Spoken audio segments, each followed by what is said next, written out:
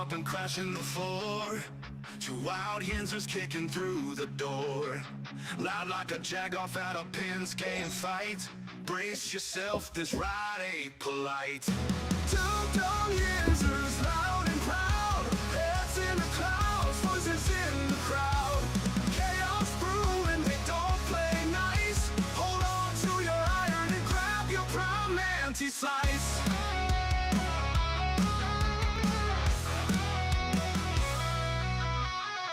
Tales from the burg with a hint of mayhem. Pierogi powered, nothing can constrain them. Knocking back stories like an icy cold brew. You never know what these two might spew. Two Dum Yinzers, loud and proud. Heads in the clouds, voices in the crowd. Chaos brewing, they don't play nice. Hold on to your iron and grab your prime anti-slice.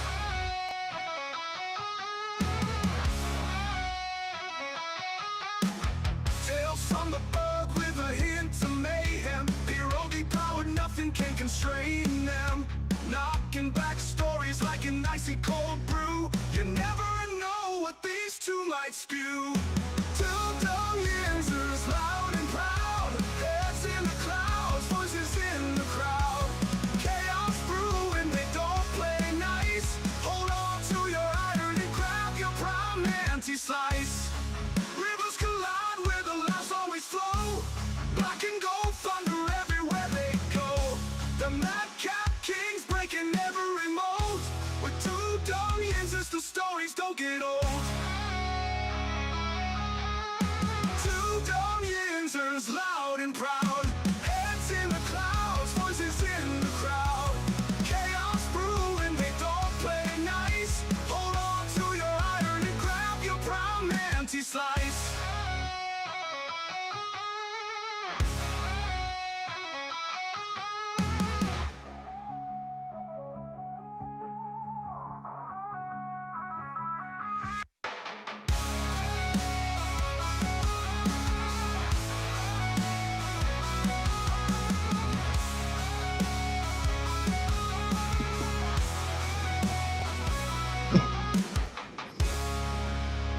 Hey, everybody. Welcome back. Welcome back to the show. This is episode 895 of the Two Dum Yinzers. I want to say to everybody this morning, welcome back, welcome back, welcome back. Glad to see everybody today. Yeah, it's Thursday, everybody. Are we loving off season yet? More things happened between the last time we all spoke. We're going to get into so much today, guys, as the hunt continues for the new head coach of the Pittsburgh Steelers. But I do want to start this morning by asking Michael. Michael, how are you, dude? I'm alive. I'm here. I'm warm for the moment. All right. But it's not the best we're going to get from me today. We're in a big heat wave here in Pittsburgh, guys. 32 degrees, which is a big jump up from the 2 that we've had over the past 3 or 4 days. It got down to 2 degrees, and it's supposed to get a huge, terrible storm apparently over the weekend. Going to be down in the negatives. The weather is going to be with wind chill and also a whole bunch of snow, just depending on which way the storm goes. Everybody's running out, getting their bread, getting their milk, getting their toilet paper, which I never understood at all. I never understood this at all. It's usually a day, maybe 2. Let's say you run out of one of those things. I think you're going to be fine. It's wild. It's wild to me that people run out and grab this stuff like they do. And what they're doing, I think, ultimately is effing everybody else. You know, you go in and get your 10 rolls of toilet paper for, again, no reason whatsoever. You're not going to need 10 rolls of toilet paper over the next 2 days, but people will do that, and everybody else is effed. Now I can't go get toilet paper, you know? So again, I literally hate this time of year for those kind of things. I hate it because it's so dumb. Why? You know, I'm not even going to buy toilet paper. I'm going to go with the toilet paper I have. Let's say I don't make it. If I don't make it to the finish line, I'm going to make it. I'm going to make it work. You have no choice. You either make it work or you walk around shitting your pants all weekend. And again, I think just as a human being, you can make it happen. I think you can. A couple things as I do get started this morning. I do want to just correct a couple of my mistakes because as I go off the air, I start talking really fast and I get caught up in the timing and I just start blurting out things. And sometimes I don't even know what I'm saying. Yesterday, I did say that the Penguins hasn't won a playoff series in 3 years. That was incorrect. They haven't made the playoffs in 3 years, and they haven't won a playoff series in 7 years. And my other mistake yesterday that I do want to rectify is I also said Aliquippa played all those championship games at Three River Stadium, which was not true. They played about 13 or 14 in a row at Heinz Field. After going back and watching the show again, I see these mistakes and I think about them over and over and over and over and over and over and over and over until the next day. And here we are, everybody. That's that. Also, I do want to say tomorrow, you want to tune in. We are going to get these championship weekend picks in. Finchy will be in the house.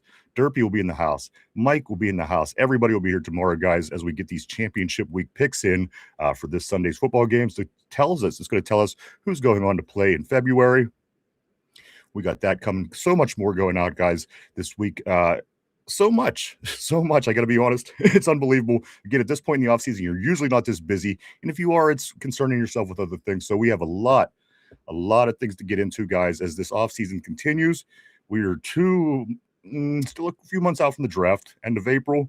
But we do, as was noted yesterday on the terrible board, brought to my attention that we do have the Shrine game coming up Tuesday. And then also next weekend, the 31st, is the Senior Bowl. So you're going to want to kind of keep an eye on those things as these guys coming out of college are trying to get recognized. And we're going to keep an eye on them again. The Shrine Bowl is on the 27th and the Senior Bowl on the 31st. So next week, guys, as we are wrapping up season 8 here on the show, those events will be happening and we'll be keeping an eye on those and with those players alike as we do head into further into the offseason, guys. And again, big games. Sunday can somewhat determine on our situation, of course, as far as finding our next head coach goes. So a lot still going on, guys. I love the fact that everybody's I love Steeler Nation. I love the community. I know everybody's into it. And again, this offseason can be as important, maybe more important than the regular season actually is. And there's certainly some big information is going to come along over these next few months, guys, before we do strap it back on in September to kick off the 2026 campaign. So a lot of stuff, guys. We're here for it. We know you're here for it. And again, I every day there's something talk worthy that comes out in here in the Pittsburgh Steeler world. And we're here for it, everybody. I do want to say good morning, everybody. Welcome back to the show. Let me get on the terrible board early today and say what's up to everybody. End of days, go Steelers. That's right, baby. Always great seeing end of days on the terrible board.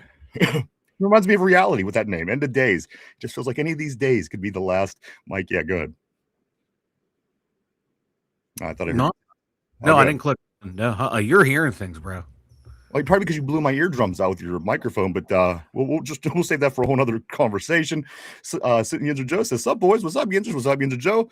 Always great seeing you, Yinzer Joe, my man, Yinzer Joe. Everybody, there he is. RB's coming in with the unpopular opinion. Let's see what he has to say today. RB, my man, says this unpopular opinion. I don't want Gainwell back. With Rodgers and Smith gone, the need for a more traditional back on the roster. I don't see how playing Gainwell, what he will command, or what paying Gainwell what he will command is worth halfback 3. That's an interesting point. You know what? I thought about that last night because I made a comment about how somebody in Pittsburgh was stupid. And they made this comment. But the more I thought about it, the more I'm understanding what you're saying. Again, Gainwell worked great in what we had going on.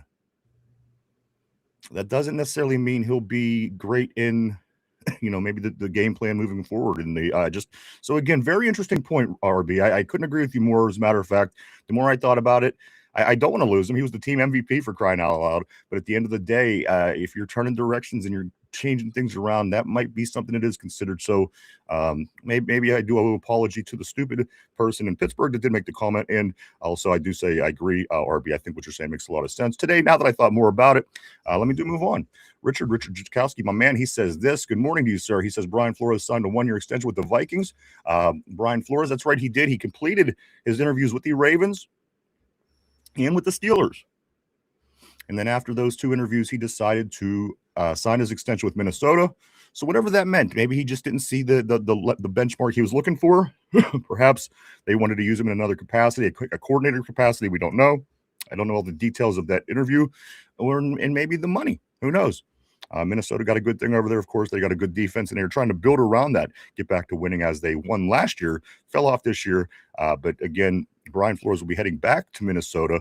I wish him all the luck in the world, and thank you for being a candidate in this race. He was one of my final four. As I counted yesterday, my final four were these people. Brian Flores, and I think they're the obvious people. And listen, and people ask me from day one, who do you think? And I have to see it play out a little bit. I got to see it play out, see what's going on, see what these guys are all about. And yesterday I came down to my final four, and I think it's a pretty obvious final four. And I think a lot of people have this final four, but I think that one of these people will be hired as the new Steeler head coach. Of course, Brian Flores was on that list. He's off the list now as he does sign the extension with Minnesota. Mike McCarthy, who I'm not thrilled with, just because I have him in a category with John Harbaugh and Mike Tomlin as guys that has kind of been passed by in this league. And if you just got rid of that kind of coach and you bring a new coach like that in, unless he's a real short bridge for something different, I don't see the point in that move at all. I know a lot of people like him. I know he's from Pittsburgh.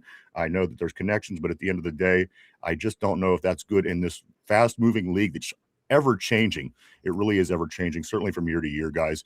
My other two guys, of course, are very popular amongst Yinzers and Steeler Nation alike. I'm talking about, of course, Nate Schellhaus. And I'm also talking about Chris Shula. I know that both of these guys are catching a lot of attention, but I also do know that there are some other jobs out there that are wide open that are looking for top-tier, high-end coaches as well. Baltimore being one, Buffalo being two, and even the jobs that aren't as pretty as your top-tier jobs, your Cleveland's, teams like this, they're still looking for coaches as well. So again, those are my final three. Yesterday it was my final four. Today it's my final three: Schellhaus, Shula, and McCarthy. And again, yesterday I kind of spoke, well, maybe if you hire one and get another one as an OC. But again, there's a lot of coaching vacancies out there. It's going to be absorbing these head coaches pretty soon. So certainly we're going to keep our eyes on this day after day, week after week, to try to figure out who in the world is going to be leading our Pittsburgh Steelers from here on out. The fourth coach in the Super Bowl era. Again, every coach in the Super Bowl era at least won one Super Bowl. And maybe that's a good sign. Maybe that is a good sign. Maybe a Super Bowl is on the horizon for us here in Pittsburgh. We will see. Let me move forward. Good morning to you, Richard. Jamal Gang, my brother. How you doing today, sir? Always glad seeing Jamal on the terrible board. My friend, how are you? Big Smith 20. My dude, what's up, dude? What's up, Big Smith? Big Slim. He says this. Good morning, Ryan, and everyone. Hope all is well. My Steeler family. It's cold. It's very cold, but all is well. Mike Tomlin back on the terrible board. Good seeing Coach T this morning. Coach T says, I'm taking my talents to Iran, looking for a lot of help right now. They need a lot of help going on in that country. Good morning to Mike Tomlin. Let me scoot up a little bit here to Lindsay. Good morning, Lindsay. Always great seeing Lindsay on the terrible board. Hope you're doing well. Hope you're dealing with the weather here in Western PA. Again, big storms coming. It's not just us. It's everywhere around us too. So I'm not trying to say it's us. It's Ohio, Kentucky, West Virginia, everywhere that's some semi-remotely close is going to be affected by this big storm coming across. So do, by all means, go out and buy all the toilet paper that you could possibly buy. Tyrone, my brother, always great seeing you, sir. Always great seeing Tyrone. I'm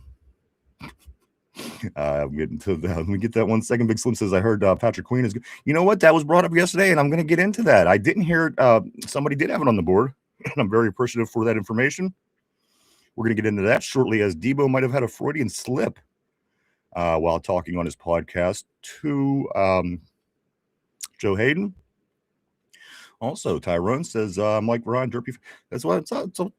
That's what's up, brother. Always great seeing you, Tyrone. Hope all is well, man. I can't wait to hang out down at the draft. I was talking to Mike about that a little bit yesterday afternoon. We're pretty fired up to see people coming into town. Jamal, gang, y'all two are kindred. Hey, man. Y'all are family. It's just the way that it is. It's just the way that it is. Sometimes we don't agree. Sometimes we do agree. But one thing we do have in common, we love that black and gold, baby. We love it. And now we're here for it till the end. Yinzer Joe, my man, says this salt distribution for the roads have been reduced and they aren't selling to big companies. Roads are going to be bad. Be very careful this weekend, everyone. It's true. Very true. It's going to be a big one. It's going to be a big one. Everything in the news is a lot lately. It's going to be the biggest one in centuries. So whatever the hell is going on, I don't know. But that is what's going on this weekend. Jamal says prayers out to the homeless who can't stay warm in these trying winters. Absolutely, man. I couldn't even imagine. I was saying to Mike yesterday, because can you imagine in this kind of weather? Could you imagine if you had a blackout, like, if the grid goes down? What do you do? Let's just say it goes down for like 4 days, and it's in the negative. That's everything goes down. Gas stations, everything. Scary stuff, man. Again, this day and age. In the past, you might not have thought about it so much, but now, just the way the world is, baby, I don't know what's going on. But again, it would be a terrible, terrible thing. Let's hope that doesn't happen.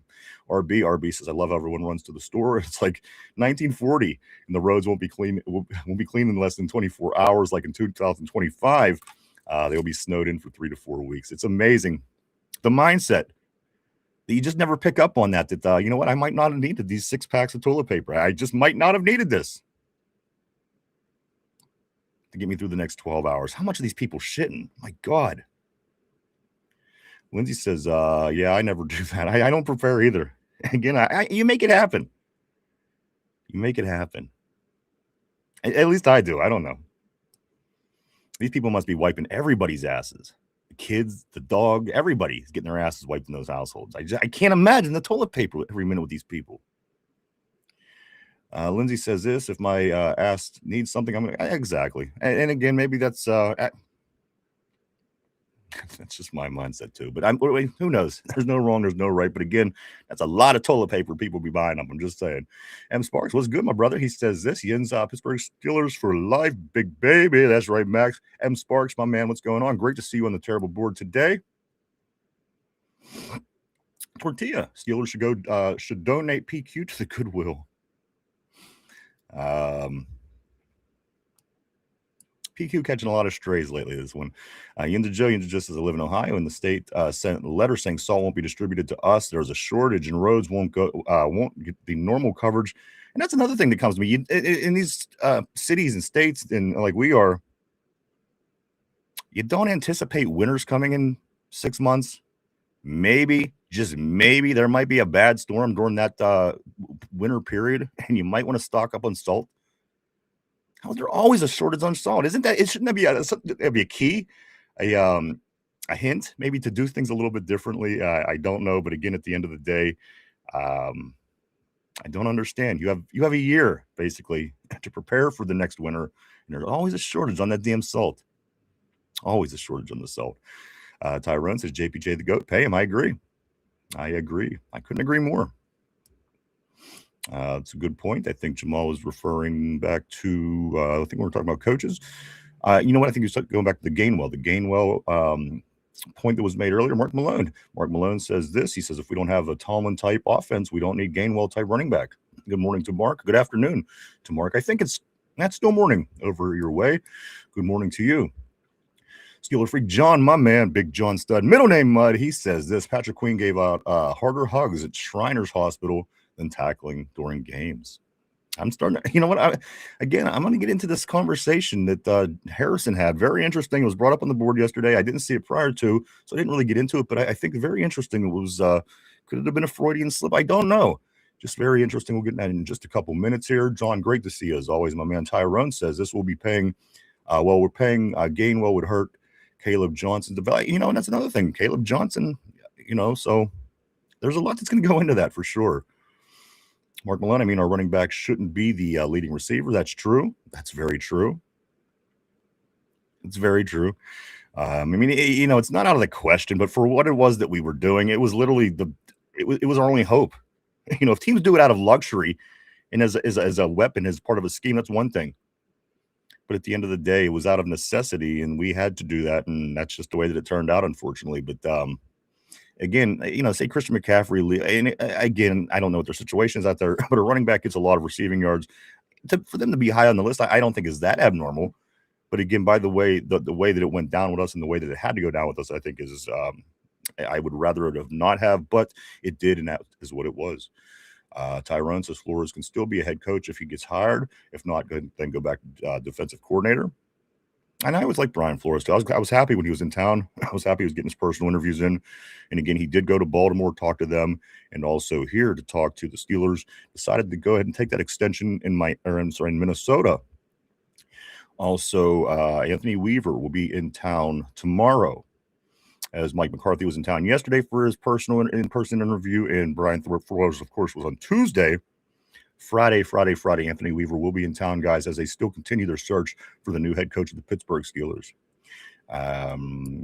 Tyrone follows this up. I'm sorry, Yinzer Joe follows this up by saying Gainwell was technically a receiver. When DK couldn't get open, that's it. And you know what? For a couple weeks there and down the stretch, he wasn't even available. Metcalf wasn't even available. So by default, he was the best receiver on the team, which is unfortunate. Good for him. It helped us along the way. It got us, along. But again, at the end of the day, not the most ideal situation. Again, and if you're going to change this offense, and it's going to change with the new coach and a new system, very, very good point brought up about Gainwell not fitting in, which I didn't think would be possible. But once you break it down, start peeling back them layers, it makes a lot more sense. Let me go right here to Tortilla, my man Tortilla Jackson, all the way out in Sacramento, California. Always great seeing your brother. He says this Gainwell going to a good team, and he'll ball out. He'll get paid. And hopefully the best to him if he goes. If he goes, I like it. If he leaves, I hope him the best, of course. He did very well here. Very well. He falls into my Muelty Moore category. He kind of came in and did the job, did it well, was a little bit under the radar in a sense, but he managed to get a lot done. Muelty didn't quite carry the load like KG did. He was, of course, the third down back for quite some time back in the day, but he kind of falls in my Muelty Moore category as far as the players that came and did what they did and possibly leaving. Yeah, Mike. I was going to say, we're struggling to find playmakers, and we're all kind of on board of letting the biggest playmaker we had all year go. It's kind of mind-boggling and baffling to me. I would do what I can to sign him, not blow the budget on him, but sign him because we want a good, innovative, offensive-minded coach. They're going to find a way to get him the ball and have him be as productive or maybe even more productive than he was last year. Like, why would you let someone go like that? All right, Mike's a proponent. As a matter of fact, I'm seeing it more, and the idea must have got out since yesterday because RB did say it, and I've seen it a couple of times also and a few things online. And it just, if somebody could come along better that fits the scheme better, I think that would be the situation. But again, we don't know. We don't even know the head coach. We don't know anything along those lines. So I don't expect to see KG disappear for some time. If he even does disappear at all, we have to get a head coach figured out first and even know what direction we're going in. But point taken. Let me move forward here. Kenneth Jones. Kenneth, my man, on the terrible board. Always great seeing Kenneth. He says, hello, guys. My man. Hope everything is well for you, sir. Heading into this championship weekend in the NFL. RB says this. He says, I have a suspicious feeling Pittsburgh is going to go with Chris Shula as head coach. Nate Schilhaus is offensive coordinator, and McCarthy is being looked at as an advisor. McVay, Tree, Sean included, keeps advisors around. My only concern with that, and it's not a bad suspicion because it's crossed my mind. I mean, but at the end of the day, there's a lot of vacancies still out there and a lot of good jobs. And I'm just wondering, are we going to be able to bring in those three talents or whatever when there is a Buffalo Bill job out there, when there is a Baltimore Raven job out there? A few other teams, of course, I'm not mentioning, but those are the big ones in my opinion. So again, I definitely, maybe best case scenario when it comes down to it. But again, a lot of people are going to be hiring. And again, if they pay out good money, what is going to keep somebody around to be an advisor or a coordinator with us? A lot to be determined, still moving ahead. M. Spark says this Gainwell was one of our best offensive and player. Absolutely. He was the guy on offense. He was the guy on offense. He really was this year. RB says this Baltimore and Minter pretty much have a deal done. Baltimore must complete the Rooney Rules process and then work out the contract details. I seen somebody else. It was it Minter? Must have been Minter. Because Halfley went to Miami, I'm thinking, right? And McDaniel went to the Chargers. I'll keep an eye on that. Yeah, I think I did see that. Baltimore and Minter are getting close, but we'll keep an eye on that as well. Tortilla says went from steel curtains to steel house. Jollymon, what's up, dude? Always great seeing the Jollymon on the terrible board. My Jolly Mon. Joe says, dang, Ryan, are you drinking on the job? I only burp that much if I get through a few beers. I usually burp about a half dozen times before noon, usually. I think I'm on pace, but who's counting, right? Let me go to this. Tortilla Ryan burps because he holds his farts, and that is exactly it. Tortilla knows me better than anybody. Tortilla knows me better than my own mother. Tyrone says this. I said that yesterday. Yes, it was Tyrone. Tyrone, yes. I do give you the credit on that, my friend. It was Tyrone. He was saying that. M. Spark says all Iran needs is for these two morons to fucking go home. Let's go to Tyrone. He says, yes, sir. Can't wait to meet you guys for real. Dude, it's going to be a blast. I was thinking about that, too. I was talking to Mike yesterday about some things, and I thought, how cool, man. Getting together, we'll crush some Duquesne Pilsner, party, hang out, man. Ball out. It's going to be a blast. End of April, guys. End of April. Jolly Mon, he says this. Some of you are Steeler fans. I just like the show. Hey, we appreciate that, Jolly Mon. We're glad to have you here, dude. We like you, too. How's that? Mark Malone says, I don't give a fuck. Light up a friendly fire in the old stove and break out the booze, baby. And that's one thing I thought too, man. These people that are, with the storms coming, these people that have the fireplaces in the wood burning snows, man, them people got it made. Hey, they really don't have no, come on, if you lose all your power, just fire up your shit and you're good. Looking forward to it. M. Sparks is ready. He's ready for the big storm.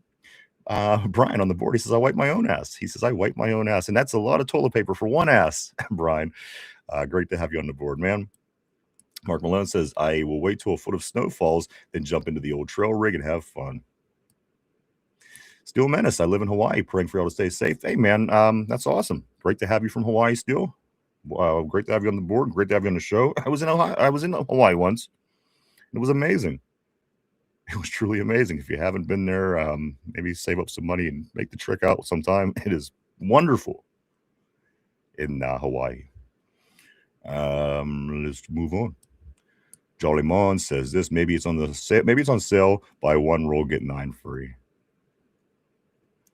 M. Sparks says stock up in the Iron City and Bud and Duquesne Pilsner. Baby, you can't forget that Duquesne Pilsner first and foremost.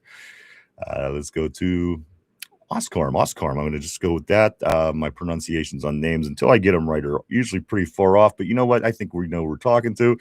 Oscar says this. Good morning on the road, trucking, listening to the show. Man, awesome. Welcome to the show, Oscar. We're glad to have you. Be safe out there, dude. Be safe out there. I know it's going to get worse. It's probably not that bad out now. We are getting a heat stroke, or what a heat wave. We're having a heat stroke. We're having a heat wave right now. Again, right around freezing. And it feels damn warm outside. Stay safe on the road, Oscar. And again, I hope I'm pronouncing that correctly. Our beast is in central Pennsylvania here. We don't use salt anymore. They use some sprays that's a tealish color that keeps the roads from freezing. First trucks drop pebbles. The second truck sprays this liquid and it's no issue. Wow. Yeah, we have that stuff out around here too. I like that a whole hell of a lot better than the salt. When the hell do I don't ever see that? I see purple shit. What's the purple shit they put on the road, Mike? It's same difference. Oh, okay. It's the same thing. It's like probably like a different brand. It looks like purple paint. It looks like somebody spilled a big can of paint all over the road. So that's the same thing then? Yeah, same thing. Yeah, because I first knew that stuff like when I was living down in Dayton, Ohio. They had that stuff, and I was like, "What the hell are they doing on these roads? What are they spraying?" And then like the next day, we had a huge snowstorm come through, and there's like nothing on the roads. It was beautiful. M. Spark says this. Caleb Johnson ain't show a shit. He might be a mama's boy. Poor Mark Malone. He was 0 for 2 this year with Magnum and Big Johnson. Yeah, I mean, of course, Caleb still has, it's still early. It's still early. We'll see. But you're right. We didn't get to see that much of him. I didn't mean to throw you under the bus there, brother. And I got to be honest with you, I wasn't thrilled with Caleb, even in preseason. When he was taking kickoffs, I thought not a lot of acceleration off the kickoff, and then also that big play in the Seattle game on the ball lands in the end zone on the kickoff. They recover, beat us. So again, you kind of have a sour taste in your mouth about Caleb Johnson. But again, he's still a rookie last year, and he should be able to land on his feet and do some good things moving forward. We'll certainly keep an eye on him as he is a young piece in the puzzle right now of a puzzle that we don't quite know what it's going to look like down the road. But we do know it's very important what's going on right now. Let me go to Mike Tomlin. Damn, I leave for a week, and an actual dark cloud is covering Pittsburgh. Mike Tomlin always bringing the funny. Lindsay said this: no dark cloud in Pittsburgh.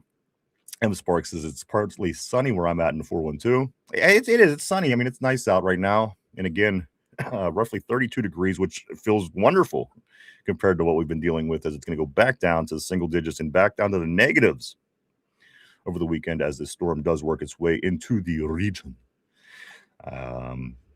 Tortilla says 9 or 8 clouds. 9 or 8 clouds. Mark Malone must draft 3 playmaking wide receivers. I think this draft is going to be very interesting this year, guys.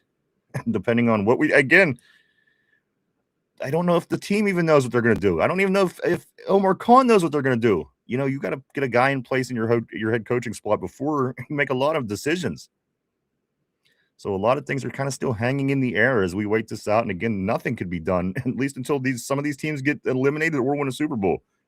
So we are at a standstill now. Other people are filling their positions. Of course, we know Harbaugh goes to the Giants. Other teams got some things going on as well. Stefanski ends up in Atlanta. But we will be, again, I just hope we don't get screwed. With that being said, I did hear that, excuse me, this one here, you're going to love. You're going to love this one, Mike. Steelers named a potential landing spot for Brandon Ayuk. Yeah, I saw that on Twitter. One of the local reporters, like, "Oh God, he was like, oh shit, here we go again." Whatever this is, this cycle that we're in, where we just can't seem to get past certain things. Getting a wide receiver hired, number 2, having 2 wide, we have to get past that. Just get somebody in here. Do it soon. If you're going to use the draft by all means. But I thought that was funny again, Mike, because the headline was that it was just that, and I recorded it down, and I said I have to at least bring this up. Steelers name potential landing spot for Brandon Ayuk. So again, there you go, guys. It's going to be interesting, but I think again you have to have a head coach in place to even know what direction you're going. So again, let's start off on the right foot with the new guy, whoever it may be. Tortilla says F it draft 11 wide receivers. You know what? If you draft 11, you're never not going to have any, right? You're never going to have to go. We're drafting 11 wide receivers this draft, or we'll draft 5 wide receivers, 3 quarterbacks, and 2 corners. You never know, because again, down the stretch we had no wide receivers. Now, if you draft 11 of them, you're going to be okay. You might not have any centers or defensive ends, but you know what? You're going to have plenty of wide receivers. Let's move on. Mark Malone, my man, what's up? He always great to see Mark Malone on the terrible board. There's 2. He says, roll with Muth Daddy, Wash, and Warren, and Big Johnson. And again, it's right now so up in the air. Who knows? Who knows the kind of direction we're going to go? We might do something totally different. Maybe the new, if it's one of the newer, younger guys, it's a whole different direction. It's an innovative thing. And again, pretty successful. At least 2 of them gentlemen on one team that's still in there right now. Of course, Mike McCarthy being the third person I'm talking about. And I'm not leaning in that direction at all. He falls into the Harbaugh, Tomlin, McCarthy category for me, where the league has just passed them by. I'm not saying they can't be successful moving forward. I think they'll probably be solid if they do. As Harbaugh, I think he'll be solid.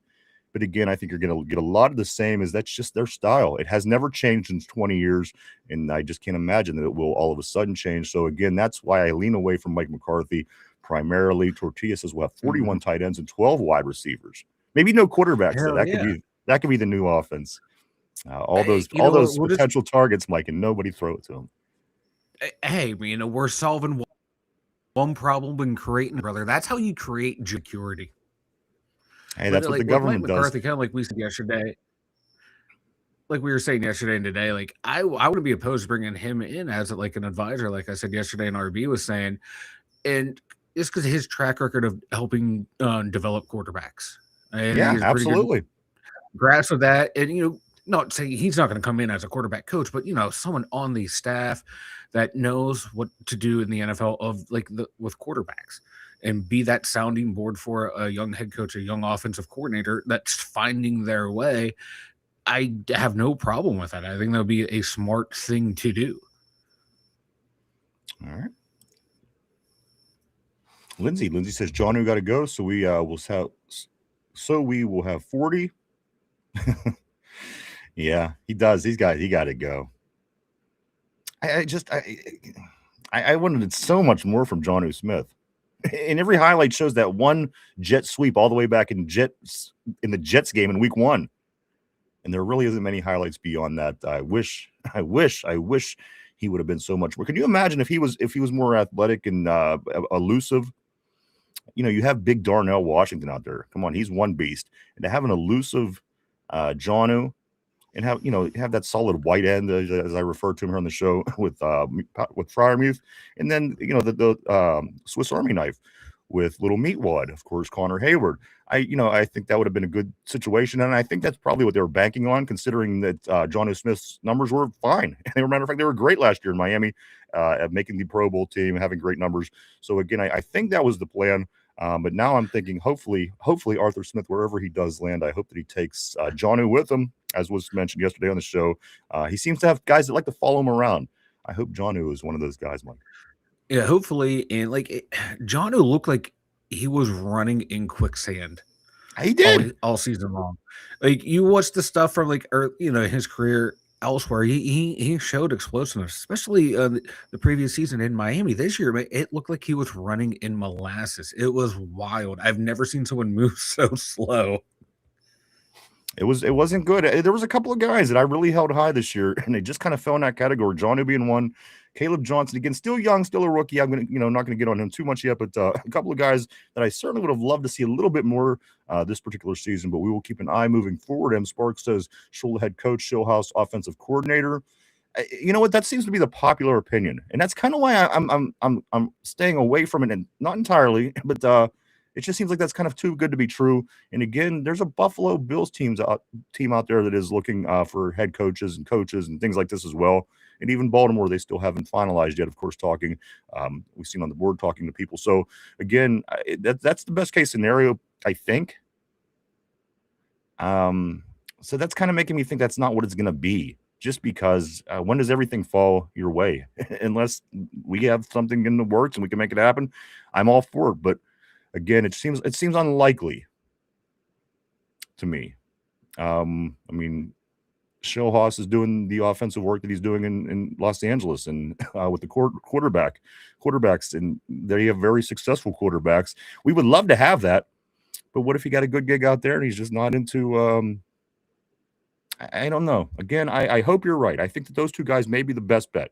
That combination might be the best bet. But again, a lot of things have to happen still before we could even look at that, I guess, because again, we have to wait till they're done playing the Rams, of course. And I think a lot of people were leaning that way as far as what they want.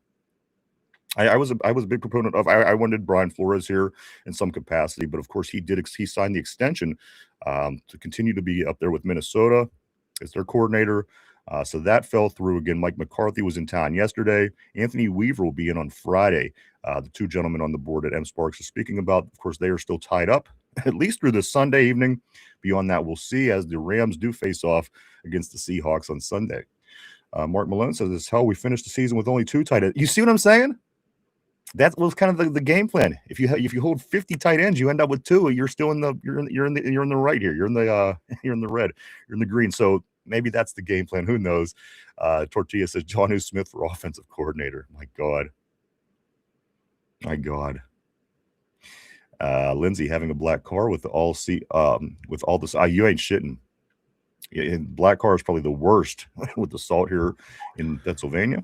Like, Tortilla, you're a little chaos junkie. I just want to throw that out there.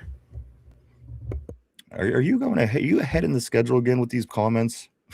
No, his last comment about Jonnu Smith for so he's a chaos. Oh, I see. You're saying so. Chaos. I got you. Yeah, I got you. Lindsay also said Mama's boys are the best. Tortilla says in Sacramento, we put homeless people on the roads. You got to choose between hitting a crack in the road or hitting a crack head. Mark Malone says Magnum does better when he isn't coming off the bench and cold. He didn't do that great against the Bears, though, in his only start this year. I would have liked to see a little bit better from Magnum. Of course, Mason Rudolph is who he's speaking about. Follows it up by saying the Big Johnson will have a breakout year next year. Big Slim says, I'm in Kansas City, and it's going to be -7 tomorrow into the weekend. That's basically, I think we're pretty much having the same weather you're having there in Kansas City, Missouri area in the Midwest. I think it's all the same storm. It's probably going to go over you and then hit us. Richard says this, the reddish color stuff. Oh, scooting on me. Here it is. Richard said the reddish color stuff they put on the road is beet juice. It helps the salt stick to the road. That's interesting. I didn't know that. Mark Malone says 2 left guards. TC, hey, what's up, dude? Another afternoon, my quick brother. You know what? And I kind of corrected something from yesterday, TC, that I did want to say. The streak that Aliquippa had was at Heinz Field. I said Three River Stadium. I hope I didn't throw anybody off and seemed deceiving because I just messed up. I pretend to be human sometimes and I make mistakes. But no, guys, that was Heinz Field. I think 13, maybe 14 seasons in a row. Aliquippa went to the Western Pennsylvania Finals in football. My man, TC. Tyrone says this he says Shula head coach, OC Nate, DC Morris. Raheem Morris is still out there. That's right. You know what? I forgot all about him. That could be an answer on defense. Raheem Morris. Kenneth says time to modernize. TC says McCarthy is too. I agree. I wouldn't hire him for head coach for nothing. I wouldn't hire him for nothing. If you paid his salary, you know what I'm saying? If I wouldn't. I would not pay McCarthy to be my head coach. I just don't think that you're moving ahead. I don't think that there's. I don't think you're moving ahead. I think you're going to sit in the same exact kind of spot that you've been in for years, and then we'll be back to the conversation. Is it okay to get rid of this guy? He's kind of did this good. He kind of did that good. Let's stick it out. Let's see if it works. Let's give him some more time. We can't afford that anymore. We can't afford that kind of time anymore. We have to move forward as a team. Otherwise, we continue where we're at, and everybody else continues to win Super Bowls and playoff games and everything else. We have to move forward. Nothing about anybody, no names, any whatever, blah, blah, blah. That's history, guys. Let's move forward. Get back to the winning ways of the Pittsburgh Steelers. I don't care who it is. I don't care how they do it. Let's get it done. Let's get some wins in January. Let's be hopeful that there's even a chance of a Super Bowl at the end of the road for us. Let's get back to those days, guys. I think we could all agree on that. I think that at the end of the day, again, I'm not going to stay on this. I'm just going to say I totally respect the last head coach. I love him. He's one of the main big 3 ever. He's going to be in our lives for the rest of our lives if you're a Steelers fan. All the respect in the world to Coach T. It's time to move on. Let's get that number 4 in here. Maybe he could bring a Super Bowl, as the 3 big coaches in the Super Bowl era have done for the Steelers. I'm all aboard on that, whoever it is. But again, I just don't think Mike McCarthy is that guy. I just don't. He falls into a certain category for me. I'm consistent with that. Somber, my man Somber says this, a big no on the AARP signings across the board, which is interesting because some of the theories are Aaron Rodgers would be okay coming back possibly if Mike McCarthy was here. And Adam Thielen comes out, who had just recently retired, said he's not against coming back if Aaron Rodgers would come back. I think that's a big no for Steeler fans. I can't imagine going backwards. That feels like it's backwards to me. It feels like it's running in place. Could you imagine if that was what was going on next year? Mike McCarthy, Aaron Rodgers, and Adam Thielen are your big 3. Long from the days of Seifert and Walsh, Montana, and Jerry Rice. Our big 3 again would be very undesirable in my opinion. Let's move forward. I don't think that's going to happen, but it would be certainly in the AARP category in the bracket for sure. Steel Menace says Brian Flores signed an extension with Minnesota as a DC unless he gets a head coach. Absolutely. But again, he had the opportunity. He took a couple of these bigger, high-profile interviews with the Steelers, the Ravens, and he did not take the job. And he didn't. Whatever happened, again, I don't know. I just know that he did sign the extension to be the defensive coordinator for the Vikings another year. Tyrone says 48 in the room. Big baby. That's right, everybody. Welcome to the show. Glad to have you. This is a Thursday here in Western PA as we're heading into the big storm this weekend. A lot of storms going on here in Pittsburgh since the playoff loss, of course. We've been in the eye of the middle of the whole thing. We're going to continue to be in the eye as this thing gets figured out, sorted out sooner, later. I don't know, but it will get figured out. I promise you that. Somber says, who did he develop? I think Mike Somber's asking, who did Mike McCarthy develop? Of course, he was there in the Green Bay Packers stages, a big part of the Aaron Rodgers development. Aaron Rodgers, and Aaron Rodgers, Dak Prescott. So, I mean, those are the guys right there. I think the big two names, Dak Prescott and Aaron Rodgers, would be the big developments by him. Yinzer Joe says, I was told that the storm could be comparable to the 78 blizzard, but I hope they're wrong. Snow is nice to look at, but I don't like it when I'm absolutely not. I hate traveling in the snow. And even worse, I hate the cold. That's the worst to me. Because, I mean, you could find some silver lining in the snow. Okay, it is good. It looks nice. But at the end of the day, let me get back to that in a second, Somber, because again, I think Yinzer kind of just give me a second to get back to that. It's the cold. I would just rather not have the cold. You walk outside, you can't breathe, it hurts your face, everything like this. So again, I would rather have the snow than the cold when it's all said and done. Somber says Rogers Dak. Jollymon says this. I used my AARP card at Denny's last night. That's awesome, man. I could go for some Denny's. M Spark says John Who Smith can go Greyhound his ass down the street, he says. Tortilla says he didn't develop them, but he certainly worked with them. Defense was his issue. Somber says yes. Tortilla says if we don't have a real plan at quarterback, we need an offensive head coach to help develop Howard and whoever we may develop. I think what Mike was saying as far as Aaron Rodgers, I mean, he was there for the process. I mean, that was his team. That was his Super Bowl team. Aaron Rodgers came in after Favre, and, he was there for, while Aaron Rodgers was developing into a Super Bowl winning quarterback. And then also going to Dallas, I am pretty sure, I think Dak Prescott, was he there, Mike? Dak Prescott? I'm not sure. I don't know a lot about Dallas, but I assume that's kind of where we're going. I'm pretty sure it was Dak. I'm pretty sure he was there for Dak's tenure. I don't even remember who their quarterback was prior to Dak, I'm going to be honest. Jason Garrett? Wasn't Romo? Oh, Romo. That's right. It could be, but I just know, that's what what I read. I can only report on what I read and what people around the league have been saying about McCarthy, and they always bring up his time with Aaron Rodgers and Dak Prescott. Gotcha. Yinzer Joe says this. Maybe we just for fun. Just run a lot of wildcat formations. LOL. Just use wide receivers and running backs in the QB spot. Look at that. We don't even have to pay a quarterback. You could take all the quarterback money and give it to all your wide receivers. Again, hopefully the days of these the crazy offenses are behind us. If it's crazy, I hope it has rhyme or reason to it. What we just seen the past 2 years did not have rhyme or reason. Again, if you can make it work, as some coaches can, have a confusion. What do they call that? Order and confusion, basically, something along those lines, where it seems chaotic, but it's working for you and you're making it work. It was just confusion under Arthur Smith. Steeler Freak says, I'm sure Art is listening and getting all the great ideas for free. Tortilla says this. He says it's hard to tell when I'm serious. You know what? That's the one thing with a lot of the people on the board, and you know what? That's why I love you guys. It's hard to tell. You always keep us on our toes here. Tyrone says quarterback, wide receiver, D-back, linebacker, safety, DT, big needs. You're not wrong. We do need some, again, big. It's different. It's going to be a different team moving forward, guys. Let's see what the hell happens. Let's see what comes. RB says, not true, Ryan. Pittsburgh can host official interviews with anybody as of Monday of Super Bowl week. They have access to everyone. So they could come into town. Because I think that's the only thing because we've done virtual interviews with both of those guys for the Rams. As far as I know, we did virtuals with both of them. They went great. Shohas and also with Chris Shula.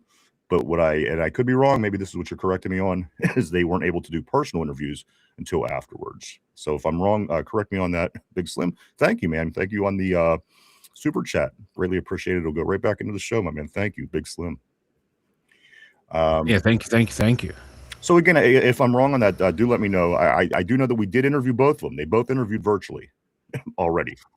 Of course, Shohas and Shula. Hot Wangs, what's up? Great having Hot Wangs back on the show. Hot Wangs says, this your mama's so dumb she thought telepathy was witness protection on a hike. No, I know. Juan. Hot Wangs, what up? What it do? RB says, please stop calling for Raheem Morris. Morris is a dipshit cover 2 only coach. He brings no creativity whatsoever. Same exact shit we had. Interesting take. He kind of fell by the wayside though. He's certainly a name that you haven't heard a lot during this hunt by anybody, as a matter of fact. Just kind of the name caught my attention more than anything, I think. Kenneth said this, McCarthy is still kicking the can down the road. Let's revamp now.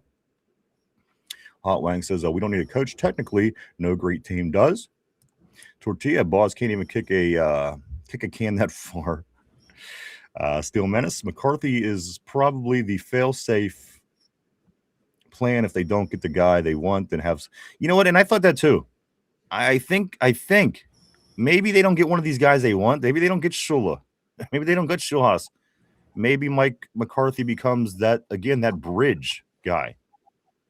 They'll put him in place, kind of run with this for a little while. They know the guy. They're familiar with him. He's familiar with us, and run it until we can find what we want. I didn't rule that out. And again, it's going to be tough getting the top guys. There's good spots out there and good teams that are hiring and pretty lucrative quarterbacks if you're looking at that. So again, we will continue to keep our eye on that. Get their guy. Have somebody. Okay, got that. Lindsay says big no on that. Tyrone, I'm back. What are we talking about, my man? A little bit of everything, my man. A little bit of everything, Tyrone. Glad to have you back. Mark Malone says this. It really does look like it's going to be McCarthy and A-Rod. Oh God, McCarthy and A-Rod. Tortilla chicken doesn't need seasoning. I still smother that motherfucker. Also, Somber says, laugh my ass off. Yeah, I don't care about the where did it go? It moved on me. There it is. Somber says, laugh my ass off. Yeah, I don't care about Thielen, Rodgers, or McCarthy. They can all go to bingo together. Just keep them away from my Steelers. I like that. Tortilla says McCarthy brought the storm with him. Mark Malone, we need the old crackers to recover from the Tomlin taintings. Somber, Rodgers, and Dak were already guys. Somber also said was my point. Lindsay says, I'm ready for the nice weather. Tired of the storms here. I'm tired of there just not being any toilet paper available. Mother F. Tortilla, McCarthy should go to the Bills. Somber, that might be a good fit. Tyrone says Mike should just retire. John says this, if this is going to be a long off season. It's going to be a long off season. You ain't kidding. It's going to be very eventful, though, to say the least. Controlled chaos. Yes, John, that is exactly the word I was looking for.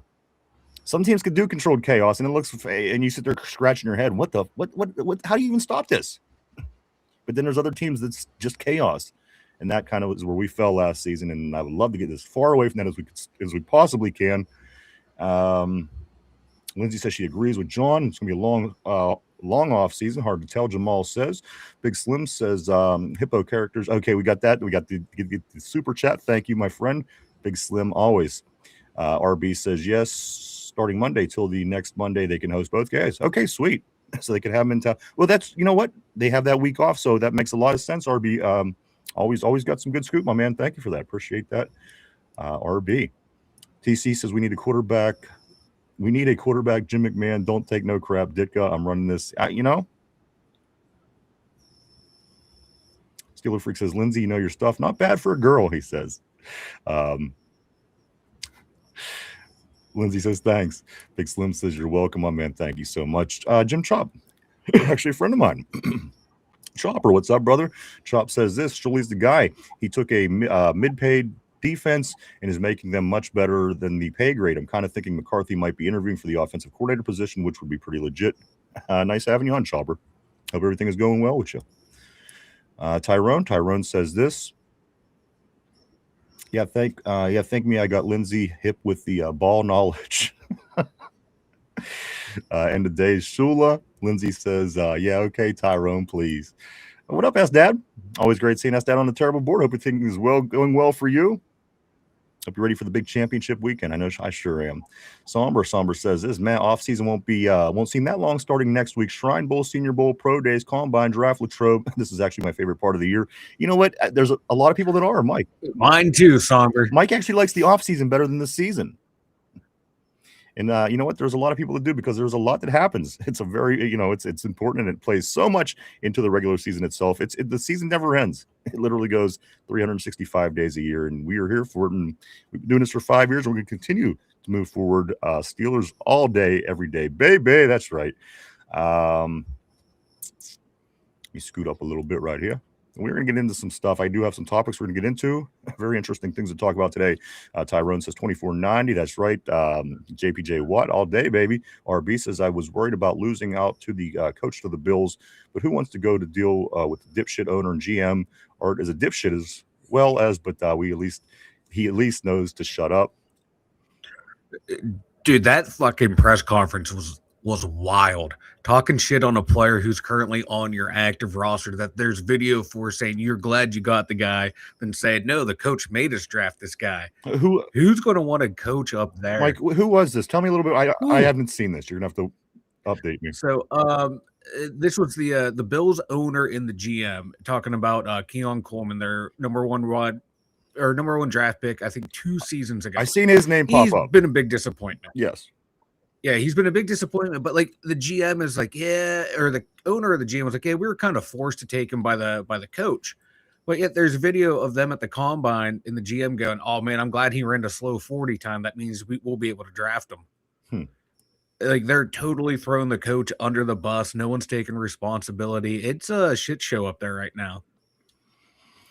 And in the big picture, Buffalo just is a shit show, and it always has been a shit show. And in the big picture, we're not.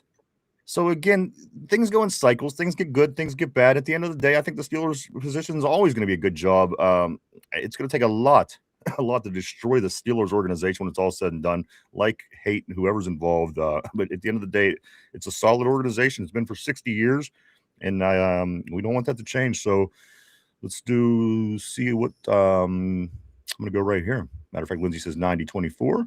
What JPJ Steeler Freak says the guys I want were listed out on my annual victim statement that I send to Rooney every year. I do know John he's on them, man. He is on them guys. TC says, oh boy. S-Dad says, do you like Sean McDermott? No. Why? Listen, I don't not like him. I don't have any reason to not like him. I don't want him though. If you can't get it done with a franchise quarterback, you got to be more than that. You got to be more than that. And again, I seen their window closed over time, and I thought Sean McDermott should be able to get this team. He couldn't even get them to the Super Bowl, guys. At the end of the day, we're looking for somebody to do an even bigger job than what Sean McDermott failed with a franchise quarterback. So that's a no for me. The guy personally on the days, I'm sure he's a wonderful person, but right now I don't want him as our head coach. It's just me personally. Steeler Freak John says this, Shula Kubiak. You know what? The Kubiak's another name. Clint Kubiak is a name that, is it Clint? Yes, Clint Kubiak. And also Showhouse. That's another name that I haven't been hearing too much, of course, with these names coming out of Los Angeles. Kubiak kind of fell by the wayside, but he's available to talk to. Mark Malone says Mike is one twisted bastard. Mike? Our Mike is twisted? Yes, I am. I'm a twisted. You're a freak. Yes, I am. More ways than one. Control your vessel. He says Tomlin has white girl problems. Don't we all? Somber says crazy work. Talking about Keon Coleman. Yeah, now the more I'm learning about it, it's crazy. I seen his name in a highlight, and I thought, you know what, that I didn't really pay attention to it, but that's interesting. I did not see that. All these end of season interviews are interesting. Remember that the maniac over in Baltimore? Remember that guy when he's talking about he found out Coach Tomlin was resigning? Oh yeah, that one. His interview was like a WWE interview. You know what I mean? He's M or F in this and F in that, and I don't know. These owners, there's something. Tortilla. Yeah, Bills fans are in shambles right now. And it's kind of nice to think about. Again, I don't mind them winning. There's no threat to us at the moment. But again, to see a fan base that's particularly annoying, which I know we are, but you know what? It's us. So F it.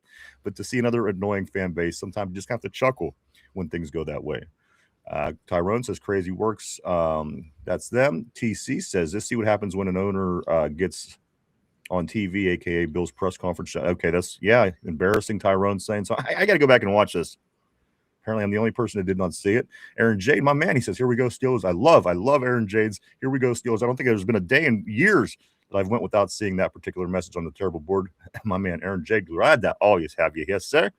Somber says, I feel like that's what happened with Pickett. I think Tomlin wanted Willis and management wanted Pickett. Maybe. Because it almost seemed like Tomlin was really forcing the enjoyment of having Kenny Pickett. Just my opinion. I know it was popular in Pittsburgh. I know it was kind of something a lot of people wanted. He was from Pitt. He did amazing things in college. I mean, things that people never did before.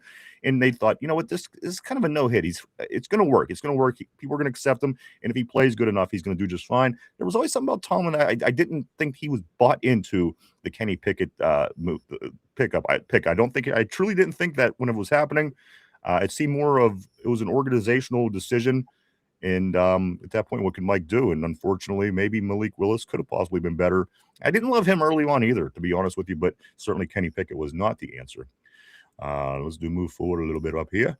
Into Joe says those old guys that go to bingo together now got us a division championship. I say if they want to come back, maybe it helps the transition to a better play.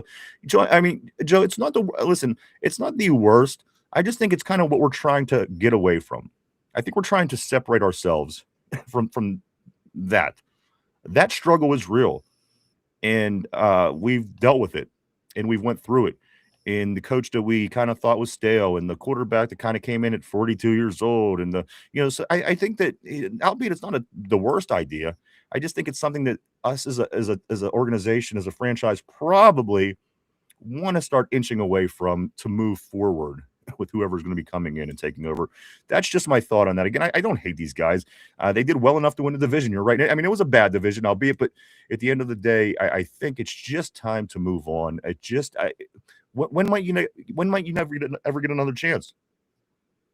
This is kind of the perfect opportunity to change things here in Pittsburgh. And again, you get emotionally attached to the next guy. Let's say whoever comes in, you get emotionally attached to them. And now you want to keep them around for an extra 5 years. And, whoever, McCarthy, whoever, Shola, I'm McCarthy. I'm just saying, you're not going to want to get stuck in that situation again. You don't. It's business got to be business. You got to figure out what we got to do to get back to what the Steelers do and what the fans pay and love their Steelers to do. That's how, as I think Coach Tomlin said, this is how Pittsburgh fans, how they're entertained is by winning, and that's true, and we want to get back to that. And I do have some nice things to say about Coach T. I'm going to get to it here in a little bit, guys, because I'm starting to feel bad. And people are saying, Ryan, you're such a softie. Why do you feel so bad? Hey, come on, he had to go. I agree, he had to go. But some of the things that he says here at the end of the road kind of got me a little teary-eyed. I don't know. I'm going to get to that here in just a little bit. As I do believe in, I always believed he was a good person. I just felt it was time for him to move on from the job. But let me get back on the terrible board here. Somber says, no proof of that, just a hunch. Control Your Vessel says, we're halfway there. Tomlin's reign has us living on a prayer. Some Bon Jovi. Bon Jovi. I do. I like the when songs are put into some of these messages and I can pick them out, I feel really smart. So you can keep that coming. Tortilla says Sean McDermott has a very similar career so far as Bill Cowher. Sean isn't in my top 5, but he is close. I wouldn't be upset if we ended up getting him. He's my bottom. He's my last level. If we get him, I would be okay with it. But I certainly want people ahead of him. I think ultimately I would be okay with it. I wouldn't have a choice. I mean, ultimately you got to do what you got to do, and I just don't know if the Steelers. It seems they had their eye on a couple of guys. Is it going to be feasible to get both of them? I don't know. But again, it's not the worst possibility ever, Tortilla. I agree with you on that. Steeler Freaks says a lot of money doesn't stop stupid. You're sure right. Of course, talking about these owners, I think, is what John is saying. Bingo, what up, dude? Always great seeing the Bingo Winchester on the terrible board. My man, welcome back to the show. Tyrone, I don't think anybody wanted Kenny. I did briefly because I'm a Pitt guy. How can you blame me? Take me on the street and shoot me, would you? Tar and feather me. Tar and feather me for F's sake. I wanted Kenny, and but you know what? I started to see immediately how bad of an idea it was. And luckily, I don't get paid a lot of money to make these decisions. So, Tyrone, I agree. I agree with that. RB says bullshit. Tomlin. Here we go. All right. Nice. Rebuttal to that, he says bullshit. Tomlin wanted Pickett. YouTube, Kenny Pickett draft call. Tomlin wasn't that excited when we won the Super Bowl. And I think that's what I was referring to when I was thinking about him. Didn't look that interesting. I thought he was overacting when we were drafting Kenny Pickett. The smile, come on. Is anybody that happy to see Kenny Pickett ever? The fact that he looks so happy is what made me think that Mike Tomlin wasn't that happy. I'm just saying. Let me get back up here. And then we're going to get some more topics here, guys. I didn't want to miss anybody today. It's been busy. This week's been busy on the board. Keep them coming. Love it. Don't stop. We're going to, like I said, I do read them all. And I do go back through and I do find the things that I hate about myself and I overthink them all the way until the next day. And here we are. But no, guys, do keep them coming. Love them. I'm trying to keep up on them today because, again, with everything going on with the Steelers in this offseason, keeping very busy, guys. And we love you and appreciate you and hope you keep coming back, guys. It's been fantastic. And let's continue. Let's get all the way to the Super Bowl together, baby. That's where I'm at. I'm going to go right here. Bingo says, so at first I didn't mind coaches going to other teams, less market for the coaches we actually might want, but now it's starting to feel like complacency and who we get whoever's left. And that's kind of the point I made at the beginning of the year. I don't want us to turn into our wide receiver search. By all means, we're only going on our third season looking for a wide receiver. So hopefully, we're going to get it. We're going to get this wrapped up. Of course, a lot of things are going to be based on who does come in and gets this head coaching role. That's going to answer a lot of questions moving forward. They are going to bring their new philosophy, their new schemes, their new ideas, and be innovative. And that's what the argument was when we were talking about the last guy and moving forward. We do move forward. It's going to be somebody that we want to be innovative, somebody coming in with new ideas. Again, what was happening, I'm not going to badmouth. I'm just going to say it got stale. And I think everybody could agree on that. And I think, again, if we could win the Super Bowl this year, I think we're all going to be a lot happier, guys. No disrespect to Coach T. He's always going to be one of my big three. Always. Mike and I will still fight to death for them to put that Mount Rushmore up on Mount Washington with those three guys bust until the next one comes up and is able to complete it with the fourth. Mike, Mount Washington should be Mount Rushmore in Pittsburgh. I don't care what anybody says. Take the sign down, put the heads of the three head coaches up. I think everybody wins in Pittsburgh. Yeah, I'm down for it. Hell yeah. Somber says, I've seen all those draft calls. It's still fishy. Again, didn't he seem a little too happy for Kenny Pickett? I'm just saying. He didn't exactly draft. The pick to me just screams Kevin Colbert special. It seems like it was more than Mike Tomlin to me. It always has. It didn't seem like he loved the idea of Kenny. It seemed like it was something more, whether it be GM, owners, whatever the case may be. There was a philosophy that really liked the idea of this Pitt guy coming to the Steelers and hoping it would go better than it did, hoping for the best, and it did not. So it was a disaster, pushed us back a few years while trying to get this thing back together. So again, ultimately, I thought Tomlin was forcing some of those smiles, but maybe I'm wrong. I just kind of seen it. That's how I saw that. Tortilla, I can go either way. Tomlin probably didn't want him, but he then regretted drafting him real quick.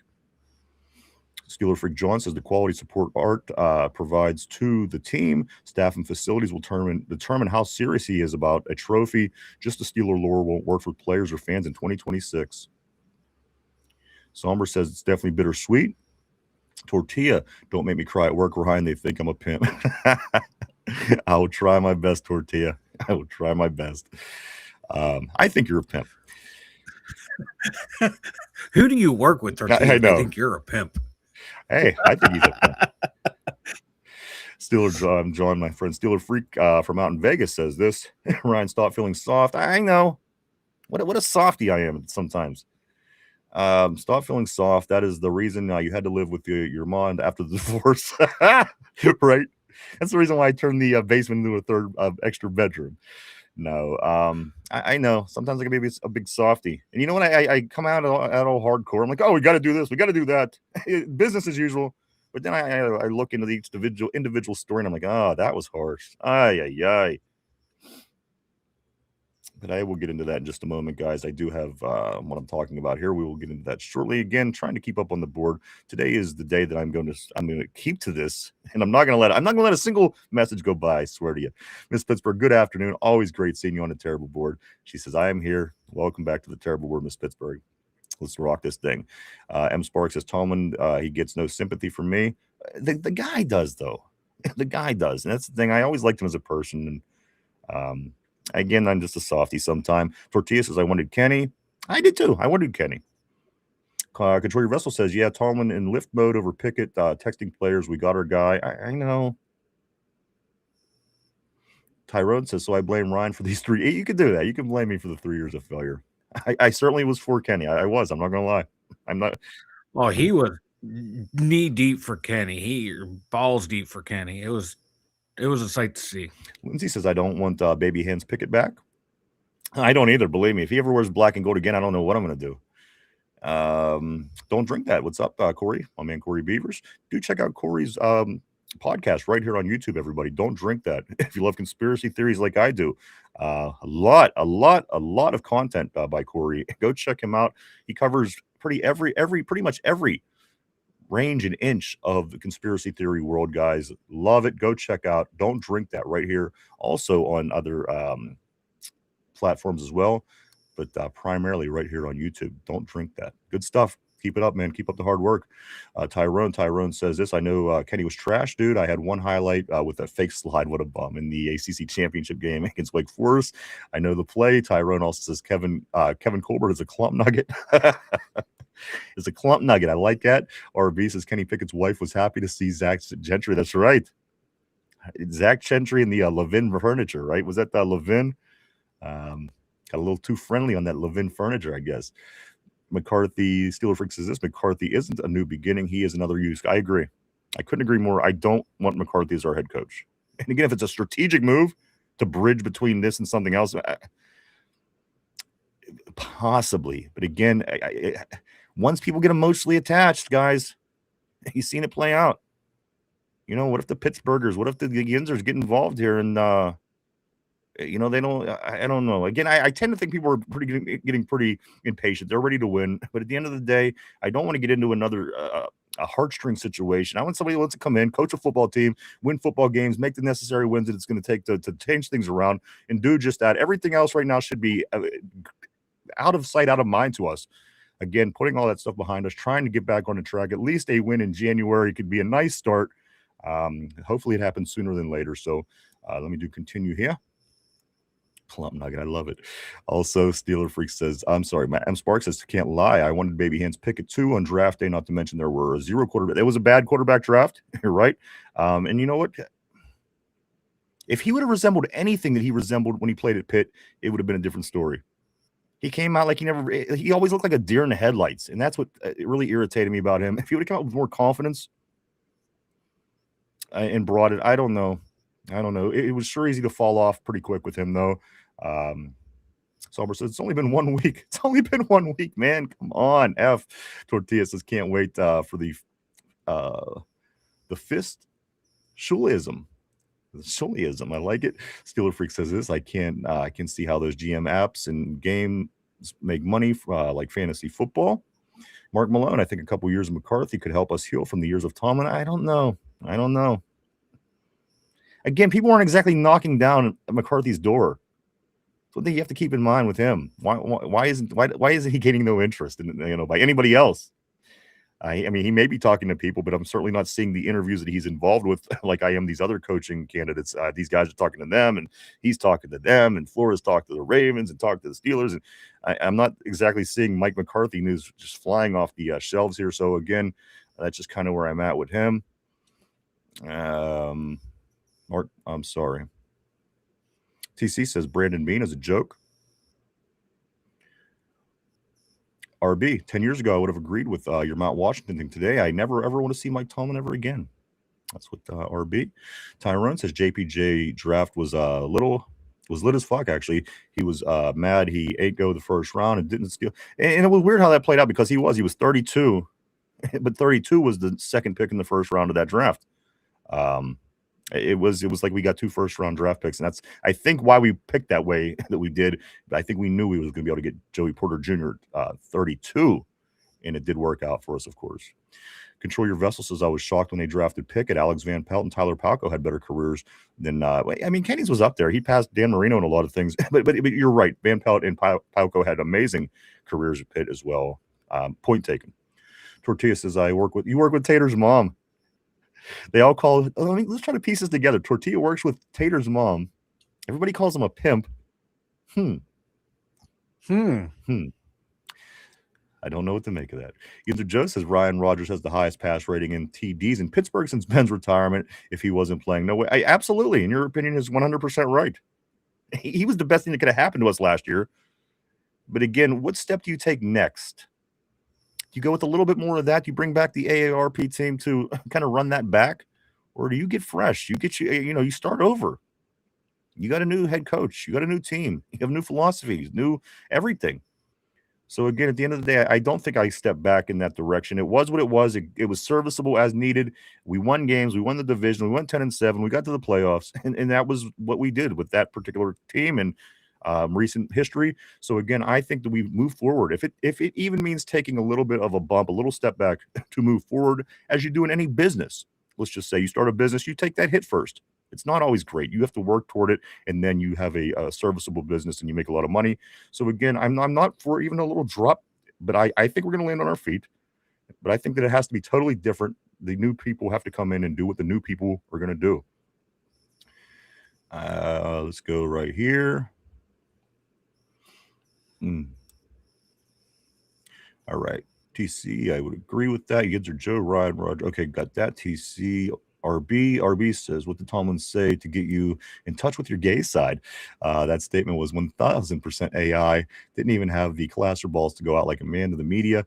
I'll get to that in 1 second. It was something that I just seen. Let me get to that here shortly. Bingo says, keep your pimp hand strong, Tortilla. Keep your pimp hand strong. That's right, baby. Somber says this. I don't care if I have to speed read until I lose my effing voice. I will read every effing message, says Ryan. That's right.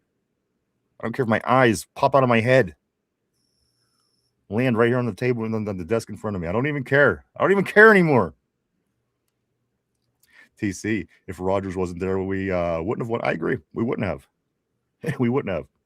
He was kind of circusy and kind of, but at the end of the day, he was primarily how this team ended up at 10-7. I'm sorry, and back in the playoffs. That and a toe from the young kicker in Baltimore. The toe certainly helped a lot there in that last game of the year. Somber says, and we'd have a better draft pick. Somber also says, looking at the Ravens sitting at 14. Yeah, the Ravens are 14. We're at 21.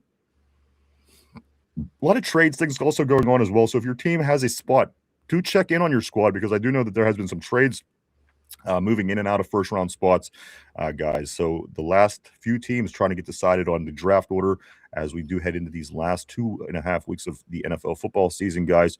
Don't drink that, says McCarthy is going to put us behind 3 more years. I'm not patient enough. I agree.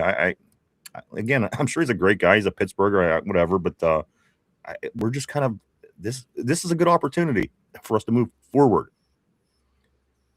Again, when are you ever going to have another opportunity as good as this to move forward and change those things that you had a problem with for years? So I just can't. I can't justify not moving forward. And again, we wanted innovative. We wanted people that's able to keep up with the league. Were words that we were using during the off season or during the season. And right now, like I said, if you don't take advantage of that now, when might you get another opportunity? You don't want to push yourself that far behind the 8 ball. I don't think. Steeler Freak says if the Bengals and Ravens didn't shit the bed, the Steelers wouldn't have won the division. Rodgers was like 42nd. Was 42nd with depth of target. His inability to move will not win a Super Bowl.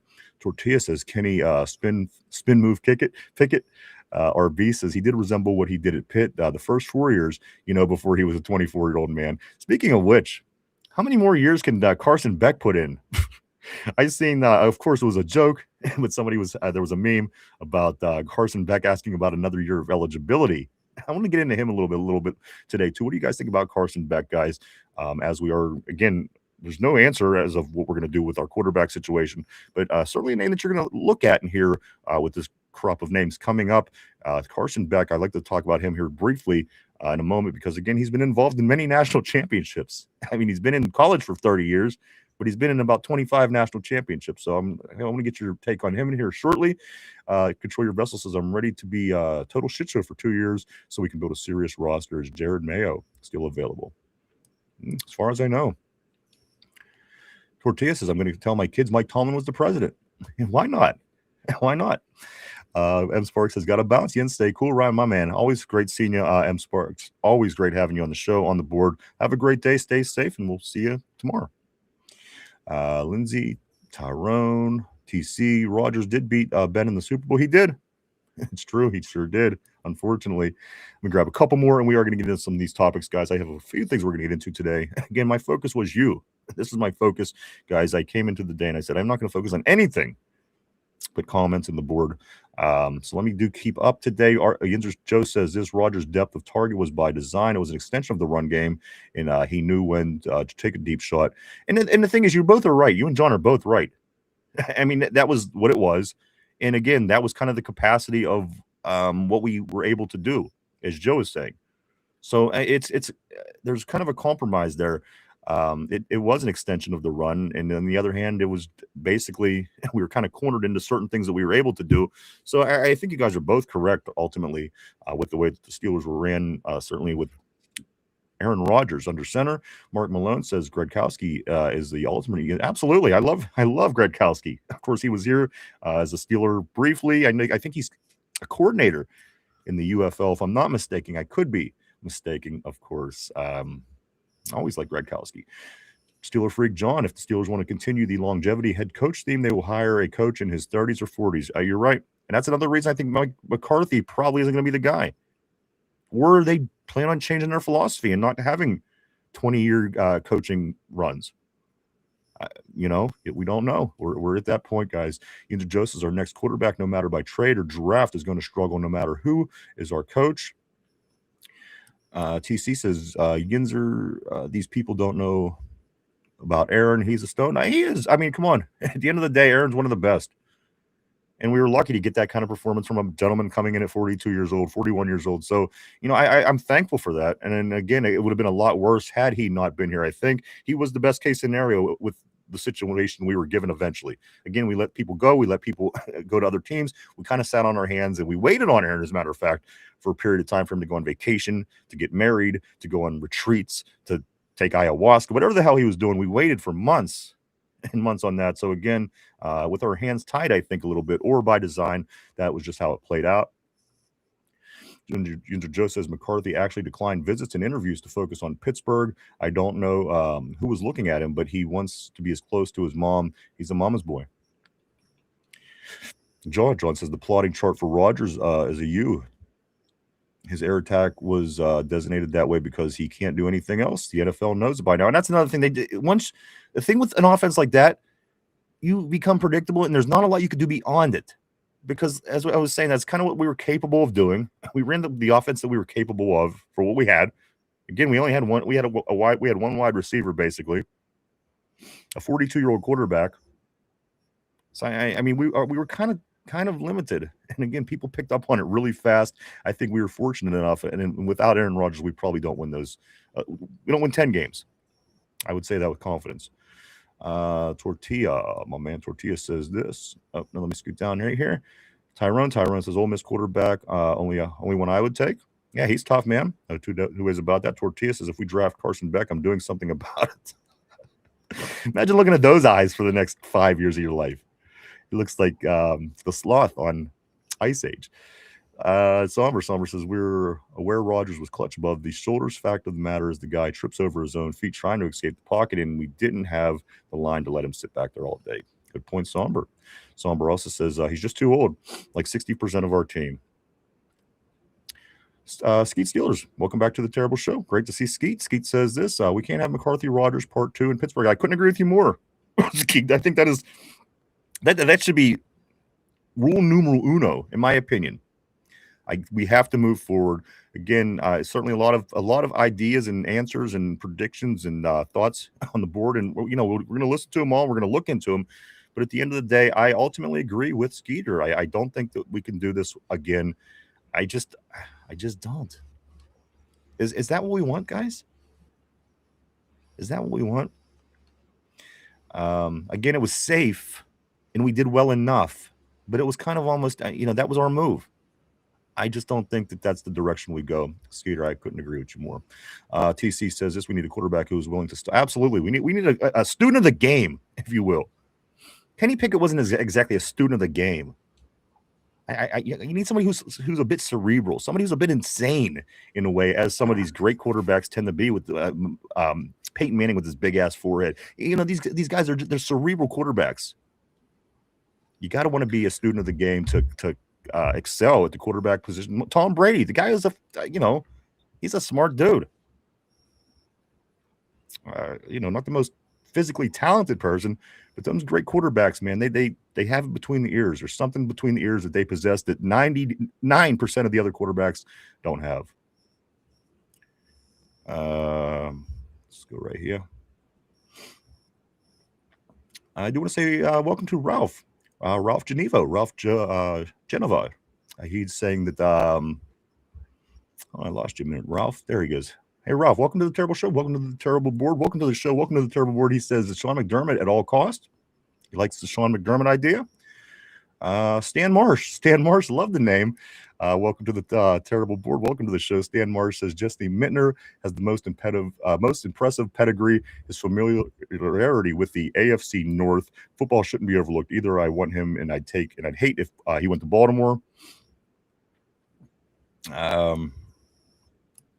Perry Ellis, I do want to say welcome, and welcome Perry to the Terrible Board into the show. He says actually Florida is not off the market. I just read the Vikings report. He's able to leave. Absolutely. He signed the extension, but he is able to leave if he wants to take a head coaching job. So he smartly put himself in a position to where he's in good position. I like that. Good for him. Good for Flores. Welcome to the show. Welcome to the Terrible Board, Perry. Also, Tortilla says we'll probably sign McCarthy and draft Ty Simpson. Not going to lie. Skeet says this: if Flores goes to Baltimore, that'd be problems for Pittsburgh for sure. And the thing was, he interviewed. He was in town with them. He came there, he went there, and then he came here. So he got his in-person interviews in before he decided to make that decision to sign the extension. So I would say that he didn't get what he I don't think he's seen what he wanted, and he probably sees a better opportunity staying in Minnesota, Mike. Yeah, I think so too. And I was hoping he'd come here at least as maybe a defensive coordinator here, but I think he's going to buy his time in Minnesota to get the ideal situation for himself. I don't blame him. He made a good business decision. He put himself in a good position, and he left. He has options that are open. That's, in my opinion, that's a smart move on his part. Again, best of luck to Mr. Flores, whatever he decides to do. Let me scoot up here to Lindsay the Tortilla. Don't wish that on us. Corey says this, don't drink that. He says, new quarterback is going to struggle, but a good head coach, offensive coordinator combo could mitigate that into a first-year struggle. McCarthy is going to stretch that out to 2 or 3 seasons, and then we'll be in the head coach quarterback starts once again. Sorry, guys. Again, it's time to move forward, in my opinion. We have to move forward. We complained about all the things that we don't do, all the things that we do wrong, all the things that we wanted. Now we're in position. We can't sit on our hands. This has to be, it's go time. This is go time. This is the playoffs as far as offseason goes. So we can't fail, guys. If you don't want to fail in the regular season, we're not going to be able to fail in the offseason. It's got to be huge. Tortilla says reverse psychology. Mark Malone says Beck has the Rodgers eyes. He might be the guy.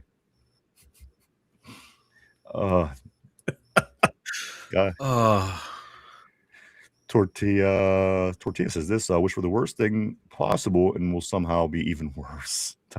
Tyrone says, please no. Follows it up by saying Bra Becca has dinosaur eye. He wanted him a fish-eyed fools that we was talking about the other day. Credit Fred Sanford and Esther, matter of fact. Let's go to Yinzer Joe. He says, total shit for 2 years. Laugh my ass off. More like 10 years. We need coaches and players and all the way around. And it looks like Andy Weedle may be going to Atlanta for the GM job. Who's drafting for us? Laugh my ass off.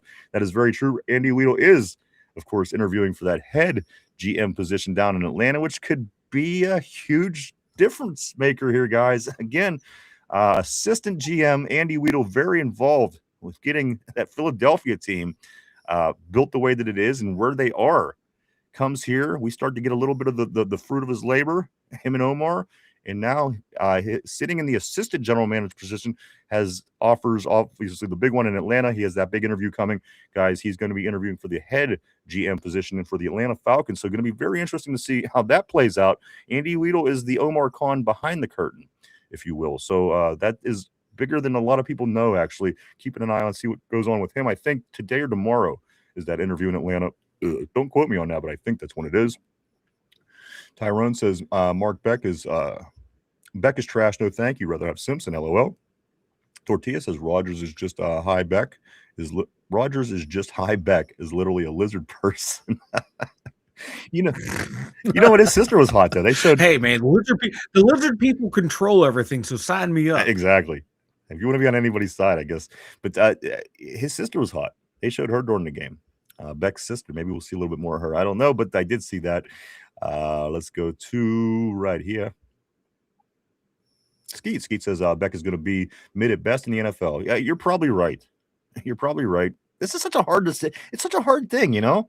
You see these guys in college, they're successful. You're thinking, oh, this guy would be great. He comes and he shits the bed, and next thing you know, you're back. So, you know, it's not easy. And this is why this is that much more important for the Steelers guys to not F up this offseason. This has to be a bottom of the ninth, bases loaded, 2 outs, base full count. We kind of have to hit a home run this offseason, guys. If we want things to even start remotely turning in the right direction for us. I do believe that. Let's see what is said here. Robo says, F around and find out. Welcome to the Terrible Board, Robo. Nice having you. Great seeing you on the Terrible Board. Somber says, we're cleaning house. Why would the first move to be to hire somebody that embraces the old ways? It just doesn't make sense. And that's where I'm at, guys. I'm past the McCarthy, the Tomlin, and the Harbaugh style. As the league is. I'm not the only one. Me and the league both have passed those 3 guys by. I don't see going back in that direction. Again, I wish all 3 of them the best of luck and hope they win many Super Bowls in their venture. But at the end of the day, for what we need and the direction we need to go, it can't be a guy of that style. It just can't be. We have to keep up. We have to catch up right now. It's not even the matter of keeping up. We have to figure out how to catch up. And then once we catch up, we have to figure out how to keep up. And that's just unfortunately the way that the pendulum's swinging at this point. We have to go back the other direction to keep this thing even at bay, I think. Tater Tot, great to see Tater Tot back on the Terrible Board. I'm going to give Tater Tot he needs some kind of special something, because as a Brown fan, I got to give him the respect, man. He does show up every day. I know guys that don't show up for work like Tater Tot shows up for the Steeler podcast. But Tater Tot, always great seeing you on the Terrible Board. Hope things are well for you in Great Britain. I think Tater Tot has like a humiliation kink. I think I said that before. I'm going to keep saying it until I'm proven wrong. It's the only why does he keep coming back, man? Everyone picks on poor Tater. I think like, this. I don't kink shame. So hey man, if that's your thing, more power to you. I think this. I think it's because he's not from Cleveland. Why I think I like him, because if he was from Cleveland, he's from Great Britain, so I'm giving him that little bit. Maybe he just doesn't know. That's all I'm saying. Maybe he just doesn't know that Cleveland is as bad as they are. So we're gonna roll with that for now. But Tater, welcome back to the Terrible Board. Nice to have you. Control Your Vessel says, and I do want to say welcome, Control Your Vessel. He says, look at the Patriots, moved on from Brady and Belichick, had 2 years of futility, drafted a franchise quarterback. Meanwhile, we have this non-losing season shoved down our throats. I couldn't agree more. In the big picture, that was my argument as well. The teams that are now starting to rebound and pick up themselves from falling off, we are still running in place. Every team in the damn playoffs damn near falls in that category. They got their quarterback, they got their coach. So again, maybe we could be moving in the right direction. TC says Brady said he knew that the Chiefs were running plays before they came. That's what I'm saying. Some of these guys, some of these geniuses, and I think Aaron falls in that category in a sense. They just know because you've seen it all. And if you are a student of the game that did put the work and the effort into understanding everything, you see it before it happens. And that was a huge part of how Pittsburgh did win their 7 games. Aaron Rodgers is above the neck, won us probably half of those. Like,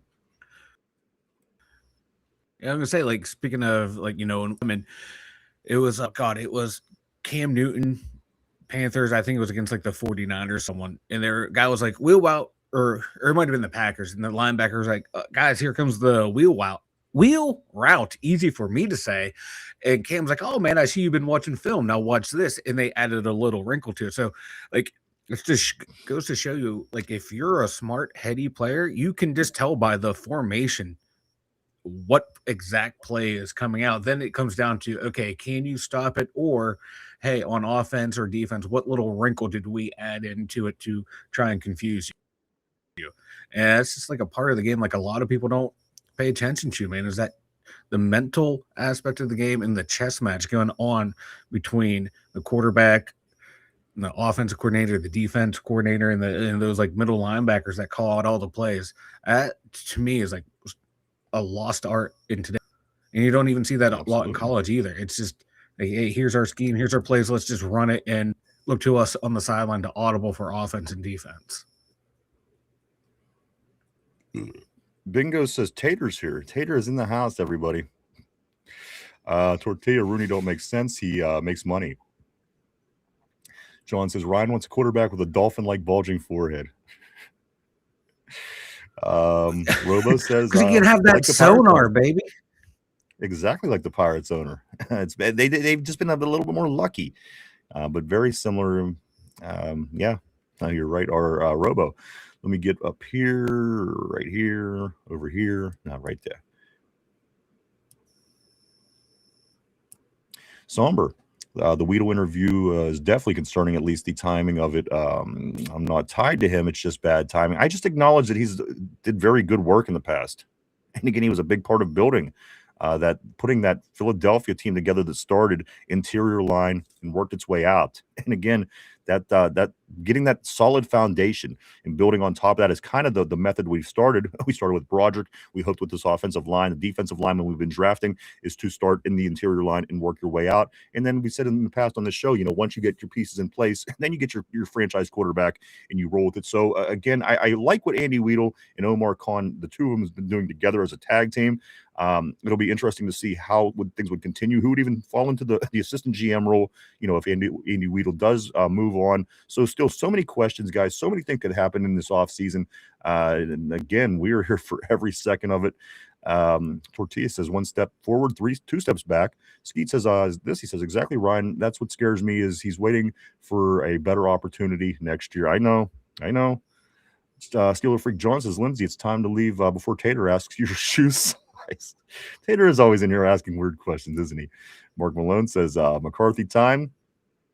Tyrone says, don't piss me off. Jollymon says only people who scores touchdowns in a game can ask a woman. All right, that's pretty fair. Jollymon says her shoe size, 4 touchdowns. Jollymon says also Steeler Freak John says I found free porno on my black market Fire Stick just in time for the off season. That's nice. Finding unsuspected porn. You can't fall into better luck than that. Let's scoot up here too.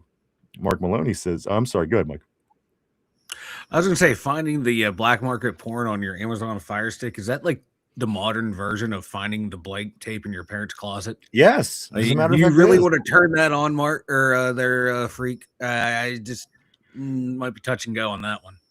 Well, it isn't like it is actually the video, because if you're finding your dad's video, it's going to be 1960s, 70s quality. You know what I mean? The people were going to be groomed but still, accordingly. You don't know on that. You still don't know on that black market stick, man. What are you going to see? You might find Derpy and his midgets on there. Do you really want to see that? So Isabella Danger his sister? Because the hot chick they showed, I didn't think you. Hold on, I mean, I could be wrong. Let me read a couple of these comments here. Beck's sister is Isabella Danger. Tortilla's stepsister, actually. And then also Bingo says, LOL, I saw Bella Danger during the game. I didn't say shit. That's what I thought. They showed a picture of another blonde and said that was his sister. And I didn't realize if it was a Bella, but I seen a Bella like 14 times as I kept rewinding and rewinding. But maybe that's a good observation if it is true. Jollymon says, sorry, I have a 125-pound lap dog. 125-pound lap dog. Sorry. Mark Malone says, I bet she's finna get liquored up. Hey, you can look her up right now. I did. I checked her out, man. She's pretty hot. Tortilla says, fire Derpy and hire Tater. You know what? Tater's here day in, day out. It's the year of changes. You never know what's going to happen, and you're right. Some people tend to be here a lot. Other people tend not to be. So again, there may be changes this year, guys. I'm just saying there may be changes. Derpy on vacation again. I don't know. Nobody knows where the hell he's at, Mark. Hollywood Derpy. You can't keep an eye. You can't keep track of him. It's like keeping track of Johnny Depp. Who knows what the hell this guy's doing? Tater into the BDSM. Also, Steeler Freak says this. Tater wants to stay on our good side, so we will Save him after kicking Britain's ass once again. Lindsay says Tater's a Steeler. I think so too. I think so too. I think he just comes in here and tries to bust our balls. He's over in England and he's like, let's bust some buddy balls in Pittsburgh today, man, or whatever the hell they say. And I think that's what's going on. Anyway, he does show up every day. He does show up every day. I like that. That's a good quality, Tater.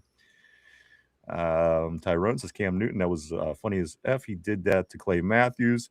Tater, there he is with his flags. Got them going on. Steeler Freak John says Tater's a victim of the faulty foster child program. For him, abuse is still attention. Oh, Jesus Christ. RB says that's part of the game where you like your coach to not tell everyone. We don't want you to do affect what we want to do. Okay, I get what you're saying. I'm just having a hard time putting it together. TC says this. I bet the Patriots changed their defense against Denver. Absolutely. I would expect that. Let's think about New England. They're a good football franchise. They just are. I wouldn't be surprised if this team, and again, obviously Denver's behind the 8 ball with their quarterback situation, but I see New England walking into the Super Bowl, guys, unfortunately. Jollymon says Pete Carroll is still out there. That's true. He does such a great job in Las Vegas. Why don't we bring him in, huh? He's young. But you know what? We could get that number 1 pick. Look where Las Vegas is sitting right now. They are getting the number 1 pick, guys. Big Slim 20 says this. Ryan, do you think Hayward will hang it up? No, I think he's guys, what the hell did I find? I have something here. Somebody believes. I don't remember who it was. Is it no, there it is. Jerry Dulac. Get this, guys. You might want to be Big Slim. You might want to sit down. Get this. Jerry Dulac predicts. This is, of course, one of a beat writer here in Pittsburgh. I a respected one, actually. I actually love Jerry's work. Jerry Dulac says this predicts. Jerry Dulac predicts Cam will want a new contract before the 2026 season. Mike, Jerry Dulac predicts Cam will want a new contract before the 2026 season. Does anybody else think this is even remotely close to being something that they would accept at his age? Again, yes, he was serviceable. Yes, he was a big name. Yes, maybe 15% of the people in Pittsburgh have his jersey. But at the end of the day, guys, you're getting new. You're starting fresh. I don't know how much of this dead weight you keep on. I don't know how much of this excess fat you don't cut. I don't know. But I'm just saying, talking new contract with Cam Hayward before this season starts should be numero, whatever the last number, letter Z, as far as what are your priorities moving forward. Yeah. Again, I totally respect Jerry, and again, for whatever reason he has to say this, I think that he has sources. But again, at the end of the day, he is saying this, Mike. Jerry Dulac predicts Cam Hayward will want a new contract before the 2026 season. Mike, your thoughts? Yeah, I can see Cam going, hey, guys, I bet on, renegotiated my contract. I want a longer-term deal on it, like 2 or 3 year deal. And no, you're not getting it because – no, you show flashes of brilliance mixed in with a lot of mediocrity. Like, you have a handful of great games a year, then you don't show up for a bunch of them. And, that's why we're losing games. Good luck, Godspeed. Maybe another team willing to give you all this money. Go find a Super Bowl contender. If, you think we're not going to win one, don't let the door hit you on the ass on the way out. Bye. Like, No, he's becoming a pain in the ass because very much so. Listen, if he wasn't 37 years old, maybe we have a different conversation. Again, I'm not even going to down talk his production because the past 2 years has been better, certainly than the 3 to 5 years prior to that. He certainly stepped up his game. But the last minute, they're heading down to the first preseason game in Jacksonville. They're getting on the plane, and we're finding out at that moment that he's trying to get more money before the season starts. He's talking about he had all offseason last year from January 20th or whatever it was all the way till the start of the next season. It was the day they were getting on the airplane to go to Jacksonville to play the first preseason game. Now you're starting to hear Cam Hayward wants to get in a new contract. He wants to get in these extensions. He wants to get in these all that BS that he can. I'm kind of getting past him. Again, he's a little too past his prime to be dealing with these kind of problems. Bring in somebody younger that you're going to get some more that you're going to get more consistent production from, and then we'll talk extensions every year with this guy. Every year with the money in him. And last year, again, he had the big contract. Going into last year, he still wanted more money. Now, again, if he's looking for a new contract, I'm kind of past Cam at this point. Again, he served his purpose. Yes, his play has been up the past couple of years, but at the end of the day, you want to move forward. You want to make changes. It might be time for Cam to go. And at the end of the day, I don't know any team that's going to pay him top dollar. I'm just not buying the TV when it tells me that he's the number one defensive tackle in the league. I'm not. I don't know who they're trying to fool and who's putting this information out. But guys, I would not give him another whole contract. We thought, Mike, when he signed his last 3 years, we was like, okay, this is probably going to be where he fizzles out. Maybe gets off his last year, walks away. They're talking possibly about him looking for another. I am not aboard on that, only for the reason that I think it's time for us to move forward. That's my main reason for thinking what I do and saying what I said, Mike.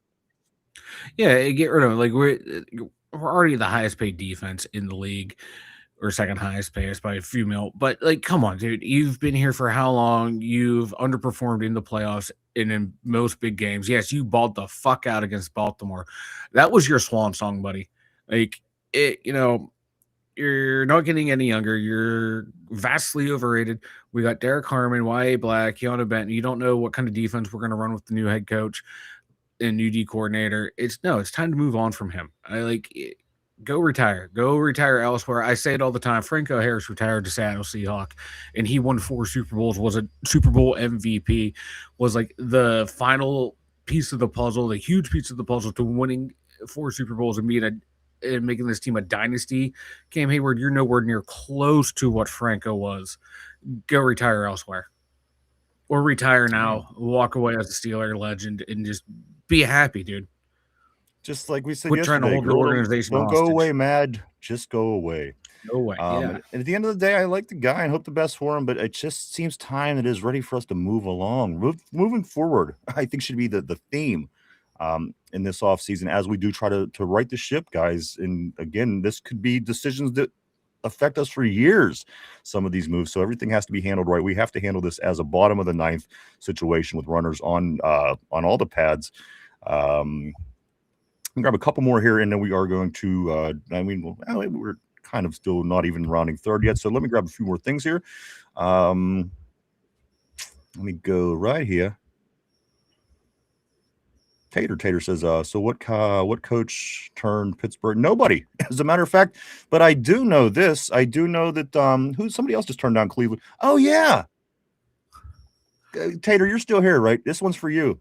Remember yesterday we found out that Mike McDaniel turned down the Cleveland job before even going to the interview? Well, this one is for you, Tater. Again, don't say I don't ever do nothing for you, buddy. Nate Schilhaus. Nate Schilhaus, guys, is a finalist in Cleveland. But in all honesty, do you think Nate Schilhaus goes and takes the Cleveland Brown coaching job? Again, I think it's great that they think he's the front runner. And again, Mike McDaniel calls on his way to the interview and says, I'm out. The fact that they think that Nate Schilhaus is number one, and the fact that they think that they have a chance to get him as their coach, I think is even funnier. I think that's going to push them even further back, Mike. They're going to fall into that category where they stick around too long and they get shit. Watch. It's the way the Browns run. It's the way they roll. They're going to get stuck with something terrible, as they always do. They think things are good. Again, they think Nate Schilhaus is their number one target. They think they have a chance. Again, Mike McDaniel didn't even make the trek to Cleveland to interview with them. Mike, and I got to be honest with you, from what I've seen from Mike McDaniel in that playoff game, I didn't think he was going to be going north. Or in that, you know what it was? It was in the game that we played Miami during the end of the season. Yeah. And they had to come up here. It wasn't even that cold, but his face, he looked like he was, there's no way he's going north. There was no way, in my opinion, he was going to go to Cleveland, which is even colder than it is here. But again, I think it's hilarious that they believe that he's their number one guy right now, Mike, Nate Schilhaus. And I do want to say this, that he blew the Steelers away was the term that was used talking about the interview with the Steelers. He blew the Steelers away talking about Nate Schilhaus, one of our targets from L.A., blew the Steelers away. Cleveland has him as their number one target. I'm just saying, out of everything that's out there, I highly doubt he's going to go to Cleveland, Mike.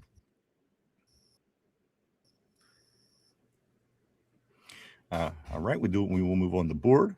I don't know if was your mic off or no. My computer was It was a little glitchy there. You got stuttering on my end. I knew you were talking fine. The show was going good, so I was just gonna hang back and wait till I caught up. So yeah, my bad there. Tortilla says, "Who's the brown head?" Exactly. What a disaster. And they think they have a chance at the best at the the top dog out there. And I find that funny. Let me move on. Yeah. Yeah. Go ahead, Mark. I say who in their right mind would go there if you're a bright young up and coming head coach? That organization is a disaster. Exactly. Steeler Freak said there is an old hooker on Vegas Strip that looks just like Pete Carroll. Go figure. You know what? I used to have a teacher look like Myron Cope once. I kid you not. I'm sorry. Yinzer Joe, certain experience in any position equals ultimate satisfaction and gratification. I was told that once by a woman who owned a business. I think it may apply here. Tortilla says, imagine losing the Revolutionary War and being a Browns fan. That's game ball material on the board today. Imagine losing the Revolutionary War and then becoming a Browns fan. All right, let's see. Steeler Freak, John says this. Thank God I didn't have the free porno when I was in the Army, or I would have been thrown out for not reporting to duty. Tyrone says, hire me. Let's hire Tyrone. I'm all on board for that. Tater says this. He says, we got Tater moderating now. Tater says this at Tortilla. No politics, please. This is football talk. I'm going to go to Somber. He says, Abella has a effing schnoz on. And she does have a schnoz. Yeah, you're good, Mike. Go ahead. I don't want to get the hype. Or let me get right. Yes. Abella has an effing schnoz on her. I don't get the hype. To each their own. I mean, she's a hot chick. I don't know. Nothing spectacular, but she's a good-looking younger woman. Tortilla says, what are your thoughts on Ice Tater? Oh, yeah, these two. Lindsay Tater is consistent. I will give him that. He is consistent. Well, Cam can retire. Lindsay also says, Tyrone, no, you could come back for the $14 million. Cam, Sham Hayward is what Steeler Freak is saying. Lindsay says, yeah, absolutely not. That pissed me off. Somber said the Earth will rotate around the sun. Again, Dulac. Big Slim says this, yeah, he needs to retire. Mark Malone, Cam played more snaps than any other defensive lineman in the league. Any other defensive line for us or the league? I wouldn't guess the league, but I don't know. Bingo says this, trade Cam now for draft capital. Mark Malone, he's our best. He is our best defensive lineman. I agree. But at some point, don't we want to start, again, getting the average age of our football team down? Corey says he needs to retire. He's very close to turning the fan base against him with his attitude and games he's playing, and no new regime is going to be loyal to him. You know what? That's a good point. He is pissing some people off. Steeler Freak says this. The Steelers aren't putting a team out there for W's next year. Why pay him? Mark Malone, I'd have him on 1 year's deal every year, but you can't say we're not getting more than our money's worth of him. Okay, that's fair. Tyrone says he is 37, ain't getting no more money. And that's how much more money can you give somebody who's 37? It was, as said, maybe a year to year would be feasible. I mean, that would make sense. That's logical. But I'm not giving him a big contract, especially even for him to turn around and bitch about it 2 years down the road that he's not getting no. We have to move forward. We're getting younger, not older. That is what Ty says. Somber says, just retire, big fella. Tyrone also says this, if he comes back one more year for $14 million, I'm cool with that. But after that, he got to go. Also, Mark says this, he's a $19 million cap hit this year. He's worth that. TC says Dulac needs to stay off the weed. Tortilla says the next contract he's going to get from us is a damn coaching job. He's going to get that Charlie Batch contract. Remember, they just kind of let him hang out for years and years. I wasn't even sure if he was a backup anymore. He was just part of the team. He didn't even have a position. Charlie, he's going to be the next Charlie. Cam will be on the sideline for decades with the Steelers. You watch. Tyrone says 19 or nah, he can retire. Lindsay says he's an effing crybaby. Also, Tyrone can retire Isaac, retire J-Ram, TJ, DK, reconstruct, cut Johnu, cut PK. First things need done. Coaches. Steeler Freak says this, Moneyball Mike, all business. Had no feelings. Somber. I'm going to do this one, and then I'm going to jump over to some of these other topics, guys. as again, I wanted to focus primarily on you guys because, again, so much stuff that I do read after the fact, I wish that I could have commented on, and I don't want to miss too much today, guys. Tomorrow we'll have Finch on tap. Tomorrow we'll have Derpy on tap. Tomorrow Mike will be on tap. We'll be getting ready to do our championship weekend picks, all that stuff tomorrow, guys. So I wanted to really focus. I wanted to focus on the terrible board today. Somber said this, you ever seen the Pittsburgh Steelers play at Three River Stadium? You ever see the Pittsburgh Steelers play at Three River Stadium on weed? Definitely great line from Half Baked, of course. But yes. Lindsay, he's just going to hold off. He's just going to hold out if we don't pay him. Mark says I could see that. She'll lost to Cleveland. Mark Malone saying Tyrone says I'm cool with that. Then cut Lindsay, cut them. Then Lindsay. Somber says let him hold out. He can sit here and pay the fines and retire as a hated player instead of bowing out gracefully. He's an idiot. LOL. I'm done sticking up for him. Talking about Cam. Bingo says LOL. I'm glad they added a way instead of he blew the Steelers. I see. Gotcha. Blew away. Gotcha. Tyrone, he says this. Cam, just retire, bro. We ain't won shit anyway. Thanks for what you done. We're in a new Steeler era. I agree. We have to be in a new Steeler era mode. We have to be. Again, when is another opportunity going to be this wide open for this team to make the changes it needs to make? Again, feelings got to be put aside for a year or two here. Let's get some new blood in. And, and again, I'm going to get to some of these things that I have here in just a second. Tyrone says, Cam, just retire. Okay, TC, Cleveland is too much drama, too many meat players. Maybe they'll get Dion. Who knows? Maybe one day once that Colorado, or he'll get a buyout on the Colorado, whatever. He'll end up in Cleveland one day with Shador, and they could win many Super Bowls in their new dome coming up in Cleveland. They're getting the dome. Crazy work. Tater says this Browns win North next season. Take it to the bank. They haven't won since '88, so why not? Let's. All right, Tater. Let's scoot up a little bit right here. I mean, you know what? The thing about the Cleveland fans, they've been actually saying that since the early 90s, the late 80s, since they lost that last decent season game in the late 80s. They've been saying they'll win the division. Ever since, they haven't won it. Ever since 1988, guys. We're working on almost 40 years. We're getting close to 40 years with them Browns. Gotta love it. Gotta love them. Steeler Freak says Tater and Finchy are never in the chat at the same time. Very interesting.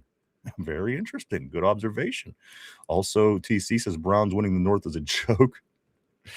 And you know what? The Tennessee Titans has won a AFC, this division. It's changed names. It was Central, North, everything else. But Tennessee has won a division title in this division more recently than the Browns.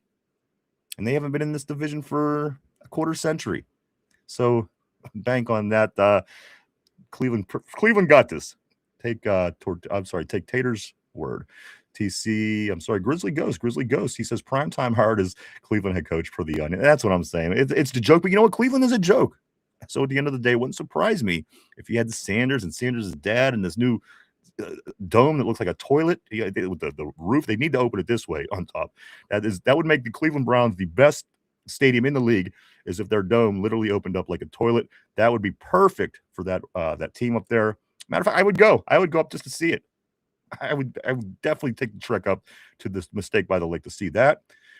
Bingo says, okay, Tater, I'd welcome that. Rising tide raises all the boats. We've been waiting patiently for the Browns to stop sucking for 30 plus years. Dude, it's been 88 was the last time they won the division. In a division that isn't even that strong, some people say. So do what you want with that. Mark Malone, we've got to get 3 MF wide receivers and a left guard and quarterback before we start, or keep rather dicking around with the fucking defense. Tater says we are due. You're definitely due. You are definitely just as the second coming. It's going to happen sometime. You're due. I definitely agree with you on that one, Tater. Just keep waiting. Tyrone says Browns are trash. TC says, how can you brag about a team that never won a Super Bowl? Well, don't get him started on that, because then he's going to talk about this 1950s shit that nobody literally cares about. But that's what he's going to say. Just the world championships, baby. Just giving you a heads up on that one, TC. This is we went this route with him before. It never goes well. You chase your tail just as any dog does, chases its tail in circles, and you never really get anywhere. But that's why we love Tater. That's why he keeps coming back. Bingo says, I'll say LOL. And let me get up here. Grizzly Ghost says, if Shula hired, think he could bring free agent. You know what? Quentin Lake would be freaking awesome here, man. I mean, it's not out of the court. It's not out of the possibilities. Again, we're kind of putting all the things that we know and see every day and considering them. What about a Quentin Lake? What about some of these guys? Again, there's connection, LA, Carnell Lake, Dad, Pittsburgh. You can't rule things like that out. So again, I'm all for the change. I'm all for moving forward. We do have Fidel Castro, Sebastian Castro. I do know that he was moving a little bit last season with back and forth between Tampa Bay. I think he's back. Sebastian Castro, of course, I think is who he's talking about. Let me get into a few of these other topics, guys, because this is kind of where we're at in today's show. A few things here. Mike McCarthy, say what you will about Mike McCarthy, but this is an interesting number by him. Of course, the long tenure, non-losing season thing that a lot of people liked when it was going on here. Mike McCarthy, though, in 18 seasons of coaching, had 5 losing seasons, which is more normal. And why I make this point is because I spoke earlier in the week, maybe last week, about the ebbs and the flows of the league. Sometimes you have to take a hit. Sometimes you got to be able to get in the top 10 in draft picks. Sometimes you take the good with the bad. And again, I'm not saying what Tomlin did, it wasn't bad by any means. We didn't have any losing seasons. Okay, that's a thing. It's an accomplishment. But at the end of the day, you got to kind of take the ebbs and the flows. And again, I'm not lobbying for Mike McCarthy. I'm just saying out of 18 seasons, he had 5 losing seasons. So again, maybe with a new coach, and we do drop every now and then below the line, you gain benefit as the New England Patriots did. They were able to go out and get their franchise quarterback. They have Drake May, who's very well going to walk them into the Super Bowl this weekend. So again, them ebbs and flows, I think, are necessary in a pro sports league, especially the NFL, guys. So again, am I lobbying for McCarthy? No, I don't want him as our head coach for multiple reasons.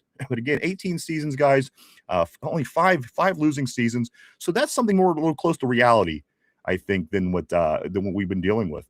Again, that stale 500 wasn't getting picks, wasn't getting wins in January. Nothing was giving. There was no give, no take. It was just a steady stale. Again, I'm not saying that's terrible, but there's an answer why we sat where we did for quite a period of time. There was no ebbs, no flows. It was one, as long as we were 500, that was, again, the way that it played out. What else do we got here? Let me get to this. I promised this. Let's get to James Harrison's slip. I want to talk about James Harrison's slip here for a moment. This is what James Harrison said on the James and Joe, of course, the Debo and Joe show. James Harrison made this comment the other day. It was brought to my attention yesterday on the Terrible Board. I wasn't familiar with this. However, I am now. Just very interesting. I don't know if it was a Freudian slip. I don't know what the context was, but this was said, guys. James Harrison on the Debo and Joe show said that they already let Queen go. Quote, they already let Queen go when talking about contracts in the Steelers organization. This topic came across as cryptic. Post made by Patrick Queen on January 16th. Also, guys, so is he just saying, because was he saying kind of more in a roundabout way, talking about contracts? Oh, well, he's already gone. Or is there something that he, again, was it a Freudian slip? Does he know something that we don't know? But he had made the comment, guys, and he's been a hot topic on our board the past couple of days. What do you do with somebody like PQ?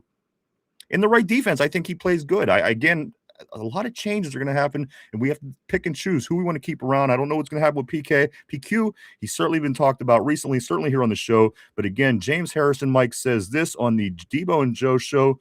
They already let Queen go. Mike, is that a Freudian slip? Is that just a roundabout saying, well, yeah, I mean, they already let him go. Don't even consider him in the conversation. Don't add him into. What did James Harrison mean by this, Mike? Is this something that got out that we shouldn't know? Or is this something that is just kind of a roundabout, comment in a conversation? Sorry. I think it may have been conjecture on his part, going by like looking at his contract and how, this would be the year you can get rid of him if you wanted to. I don't think he has any like inside knowledge to the team or anything like that. So I think it's just pure conjecture on his part. You know what? I tend to think that you're right. And again, I think it would have been made a bigger story had it held a lot of water. The fact that they're not running away with it, to me, seems like that's kind of what it is. But at the end of the day, of course, PQ, it's going to be interesting to see where we go with him. He was an All-Pro briefly in Baltimore before coming here. What would it take to get him back to that level? Was it something the way our defense was ran? Was it the way he was coached? Was it the scheme? But he was a Pro Bowler in Baltimore before coming here. So again, it's going to be a decision that we're going to have to figure out with PQ, certainly Patrick Queen moving forward as well in this offseason. And here's my last one, guys. This is the one thing that I brought up earlier. This is what I talked about. It was a bit of a tearjerker for me, guys. So just bear with me here. This was from Adam Thielen. This is from Adam Thielen, guys. He did say this. He confirms that Tomlin fired himself. Basically, this is from the mouth of Adam Thielen. He did join the Steelers late in the season last year for our little run. He came over from the Minnesota. He was going to retire anyway. He retired, but here's how it went, guys. This is from Adam Thielen. Adam Thielen confirms that Tomlin fired himself, essentially told Steelers players he wasn't good enough and he's not the right fit for the job anymore. Crazy. You know what? I agree with that. But, man, when you hear somebody say it, and again, I never had a problem with the person. The person himself, I've always found, likable. Yes, he needed to go. Yes, it was time to move on. Yes, we needed a new coach. Yes, there needs to be changes. But damn, when you hear on his exit, personal conversations, interviews, things like that, he come out and says, he told his players, I'm not good enough, and I don't fit. I'm not the right fit for the job anymore. I don't know. It just hit me. Maybe I'm a big girl. Whatever. I'm just saying. At the end of the day, he's human, just like all of us. We all have our shortcomings, and we wish things could have went different. I wish things could have went different. And there you go. There you go. I'm a girl. There's my Thursday girl moment, everybody. I'm not good enough. I just, you are. We just didn't do it right, and things could have been better, certainly. But there you go, guys. Let me jump up on the terrible board here briefly, as we are rounding third in the show right now, guys. Let me jump up. I don't want to miss a lot. If anything, if I can stay caught up on the terrible board, it will be a victory for myself. Let me see what I can do here. I'm gonna go right here. I think this is where we be. Somber says Lake just got extended, didn't he? I don't know. See, I don't follow them that much. I don't know what his deal is. But I would love Quentin Lake. His dad was a beast, dude. His dad moved from safety to corner when Rod Woodson went out with his blown knee, and also became a Pro Bowler. He made the All-Pro team that year as a cornerback. He was a safety. I loved Carnell Lake. I loved Carnell Lake. Tater says 4 NFL championships. Don't forget it. We can't even forget it. We forgot what NFL championships are. Ever since they became Super Bowls, 6 decades ago, nobody remembered what an NFL championship was. But you know what? You gotta love Cleveland. God love them. Tyrone says 6 rings. Don't forget. Grizzly Ghost says, "Oh shoot, you're right, Somber. I thought he was a free." You know what? I don't keep up enough with the Rams to know. I don't know what's going on out there. I know I like him. Dude's got mad talent. Grizzly saying on the board he extended on 1/1/26. TC, life is a journey, not a destiny. You're right. Absolutely. Once you understand that concept, things get a little different for you because you handle things a little different. Somber, 3 years, $42 million, 25.7 guaranteed for Quentin Lake, signed this January. Gotcha. Just looked on Sport Track. Somber says, yeah, it happened recently. Tyrone agrees. Steeler Freak. When is calling show? You know what? It is a big part of the show this year, as we are going to be making changes to grow and do more things and bigger things this year. The call-ins is really close to happening. As a matter of fact, the guys and I are having our year meeting after the Super Bowl. We do it every year after the Super Bowl, and we're going to talk about all the changes and things we're going to do this year. And I think you're going to be really excited about a lot of things. And the call-ins is on my list. It's the live call-ins. We just have to figure out how we're going to break it down and how we're going to do it and how it cannot be a burden sometimes. And just it has to be done right before it's a disaster. But yes, John, it's on my list of top 10 things to do this upcoming year. We'll be getting together with the crew after the Super Bowl's over to get that year-end meeting in, if you will.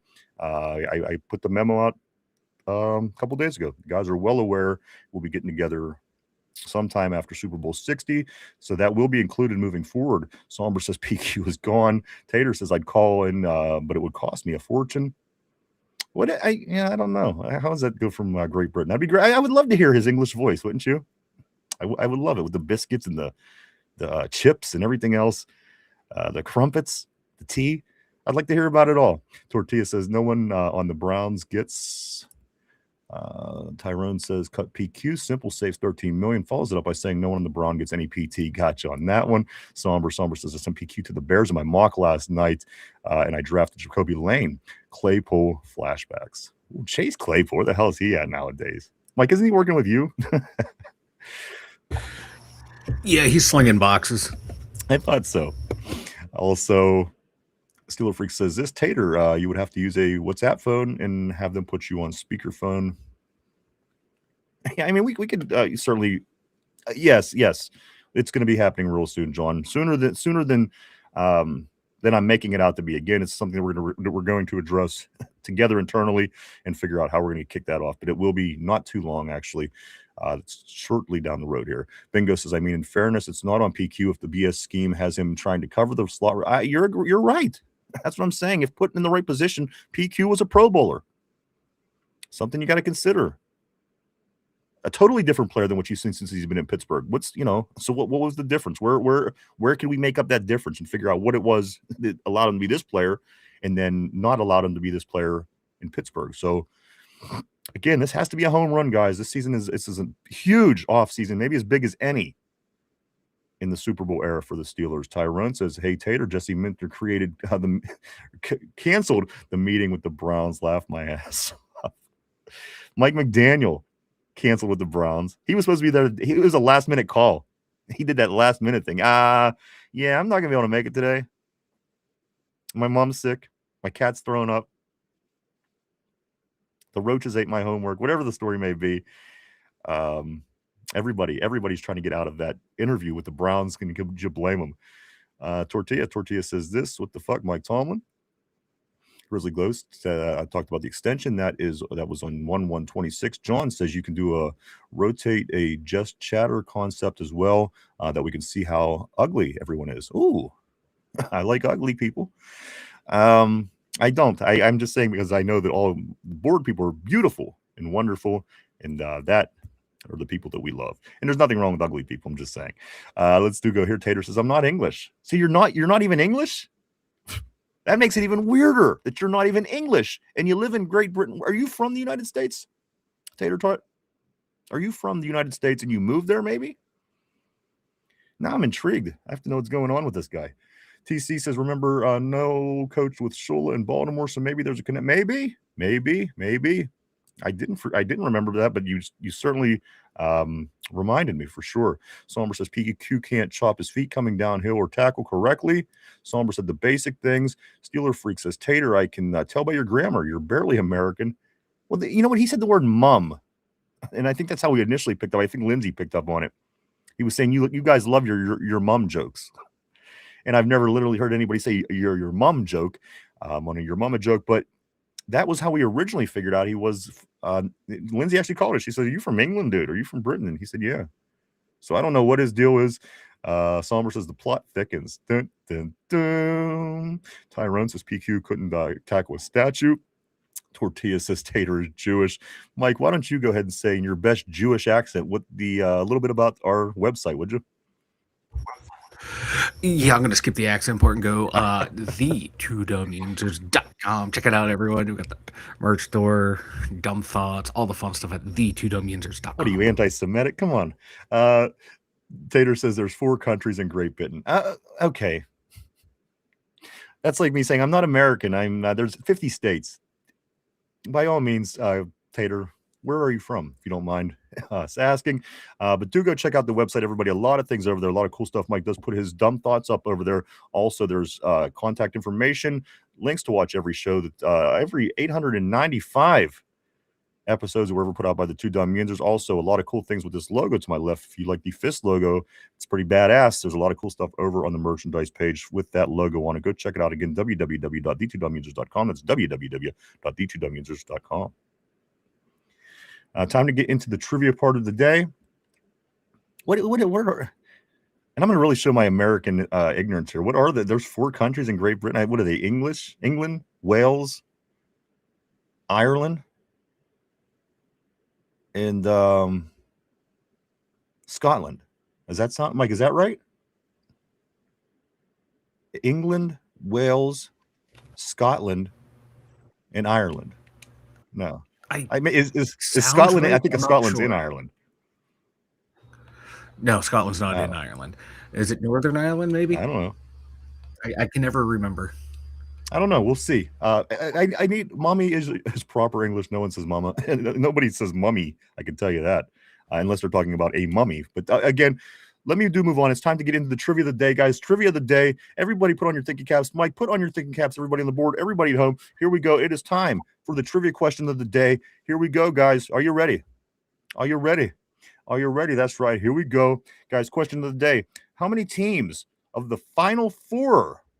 The 4 teams that are still alive in the championship round, how many of these teams have won Super Bowls in the last 10 years? I'm talking 15 to 25, guys. Of course, Super Bowl 50 to 59 is what we're talking about. Don't look it up. See if you know. How many of these 4 teams that are still involved in the championship round of the playoffs have won Super Bowls in the last 10 years? Again, from Super Bowl 50 to 59. This will be 60 this year. Let's see if you know it, guys. Of course, the teams are New England, Denver, the LA Rams, and the Seattle Seahawks. How many of them did win? How many Super Bowls were won by those teams? I'm sorry. I by the way that Tyrone answered, maybe I'm asking it wrong. I need to know if one of those teams won multiple times, how many wins between those 4 teams in the last 10 years is the question. He's saying all 4, and again, I'm not real sure. By the way, I'm asking if I'm confusing. Mike, do you understand what I'm saying? In the last 10 years, how many times have these 4 teams won a Super Bowl in that period of time? Is the question. Does that make sense?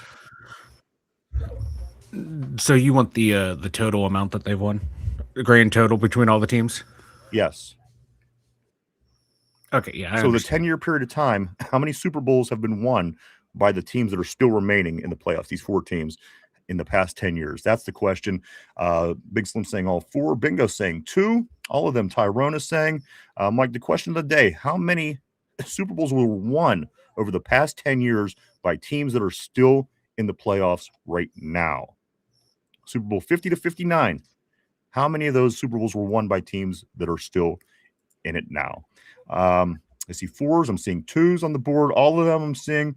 Don't hesitate. Throw your guess up there. Don't look it up. See if you know. If you do know, throw it up. If not, throw up a guess. Mike, what's your thought process? I see Tortilla's saying 5. He's saying that these teams have won 5. I think you're getting what I'm saying now. He's saying 5 teams have won Super Bowls in the past 10 years out of these 4 teams.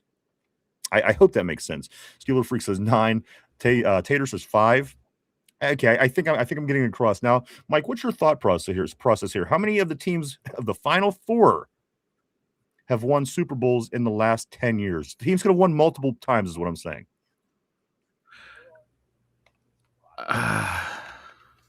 We're going Super Bowl 50 I'm to not 59. 100% sure. 50 to 59. Tyrone is saying 4. Tater saying 5. It's just, the thing you're probably not going to know. It's just a guess. This is unless you look it up, there's probably no way to know unless you go through all the years and the teams and things like this. What's your thought process, Mike, of how you would look at this, and what's your answer? Because I know the Rams won recently, and I think New England won 1 in that time frame. So maybe 2. All right, 2. Is this your final answer? RB is saying 1. 1 Super Bowl is won by these teams that are still alive. These 4 teams. How many times has these 4 teams won in the past decade? 10 years, Super Bowl 50 to 59. Of these 4 teams, how many of those 10 years were won by any of these 4 teams? I see on the board TC saying 7, RB saying 1, Mike is saying 2. Take another moment to think it over, guys. We're live 5 days a week right here, Monday through Friday, 11:30 a.m. to 1 to 2:30 p.m. every day right here on the tube. On tube. All right, guys, let's get to it. This is the question of the day. TC saying 7, bunch of different answers on the board. Question of the day: how many teams of the Final 4, again, New England, Denver, LA, Seattle, had won Super Bowls in the past 10 years? In other words, if a team did it twice, that counts as 2 different times. So give another second on that. Tortilla says Broncos for sure and Rams for sure. Mike says 2. TC says 7. RB says 1. Tyrone 5. 4. He's looking around and they're trying to figure it out. Guys, this is the answer. It was done in Super Bowl 50. As you recall, the Denver Broncos played the Seattle Seahawks in Super Bowl 50, guys. That was the Weed Bowl. Remember that? Denver and Seattle. Washington in Colorado played in that one. But again, we're only looking for winners. So Seattle, count that out. So number 1, Super Bowl 50 was won by Denver. Super Bowl 52 was won by New England. Super Bowl 53 was won by New England. And Super Bowl 56 was won by the LA Rams. So in the last 10 years, 50 to 59, Super Bowls 50 to 59, four championships were won by the teams that are still active, guys, is the correct answer. Super Bowl 50, Denver did it. 51, New England did it. 53, New England did it. 56, the Rams did it. Seattle did it in 49. So if you're and that's kind of how I broke it down. I looked, I say, you know what, people might go with that one extra year back and throw Seattle in there because, again, they are involved. But again, guys, Denver did it. New England did it twice. The Rams did it once. Those 4 teams have won Super Bowl in the past 10 years, the 10 seasons, and they are the teams that are left, guys, again, along with Seattle that did win it the year just prior to the first one here, the Super Bowl 50 win. So that is the correct answer, guys. 4. Some of you guys nailed that one. Tyrone says, I know my ball. Yes, sir. Vegas, what up, bro? Always great seeing Vegas on the terrible board, my man. Glad to have you. Glad to see you. Always great to see Vegas. Hope everything is well out for you out that way. Tortilla says Broncos and Rams for sure. He also says Pats are the confusing part. That's the Patriots were confusing because what did they win? When did they win? When was it? They won a couple here, a couple there. They went and they lost. They'd lost this. So the Patriots certainly made that complicated. But again, that was part of the reason I was looking to kind of keep it complicated because I know Mike likes to look up the answers and things. And listen, I don't think he does it all the time. So, but I do. I try to keep it somewhat complicated for those kind of reasons. That's fucked up. I've never looked it up. It's TC says Mummy is coming home. Aussie. Yeah, see, come on. Tortilla Mummy is right. That's a movie with The Rock. Come on. Get with it, Tater. But still no answers. I'm still looking for the answers to what are the countries. I don't know what the countries are, obviously, in the United Kingdom. He says there's 4. Steeler Freak says UKers always talk like they got 2 nuts in their mouth. Mark Malone says if he likes taters, he could be Irish. Also, Tater says, Mommy is a proper English. No one says mama. Tortilla. Mike is making sure none of us retire early, if you know what I mean. Tater says there's four countries in the Great Britain. That's news to me. I just want to say that. My guesses, again, would be this, without looking it up. I'm going to say England. England's a country. I'm going to say Scotland. I'm going to say Wales. And I'm going to say there's something else. There's something like Wales. You already said Wales. I'm going to go Northern Ireland. I mean, like there's something like Wales. It's another one of those kind of names. It's nothing that really stands out like an Ireland or a Scotland. Scotland? I don't know. I don't know. Those would be my guesses, I think. Mike's John says Mike doesn't eat snacks after 6 p.m. What is he? Is he a gremlin or what's that all about? But Portland is in the United Kingdom. But again, I don't know. And if you want to throw it out there again, if not, I guess we'll continue to wonder. But RB says, why are we talking about Great Britain, Stan? And why Douglas, not? I do want to, because it's a whole other place that we don't ever talk about. But if you want to continue to have conversations, I tell you what, Mike, because you fell in love with Derpy. Maybe I'm going to get you set up with Tater here, and you could become good buddies like you and Derpy did. I despise Derpy. Everyone knows this. Finally, Douglas Taylor, I do want to say welcome to the board. He says this Super Bowl 50, the Denver Broncos beat the Panthers, not the Seattle Seahawks. You're right. It was the year before? The year before that Seattle beat Denver. That's the way it went. You're right. Maybe wasn't the Weed Bowl Super Bowl 50 though? I can swore. Ireland's. I think Ireland's up there. Finch is correct. I didn't even know Finch was on the board. I'm going to be honest with you. Tater saying Finch was correct. I got to look that up real quick because I could have swore, and I do appreciate you, Douglas, but I got to swore Super Bowl 50 was the Weed Bowl. I could have swore it was. Let me take a minute just to look this up. I have to, because if I'm wrong, I want to tell you that I'm wrong. but I could have swore Super Bowl 50 was the Weed Bowl.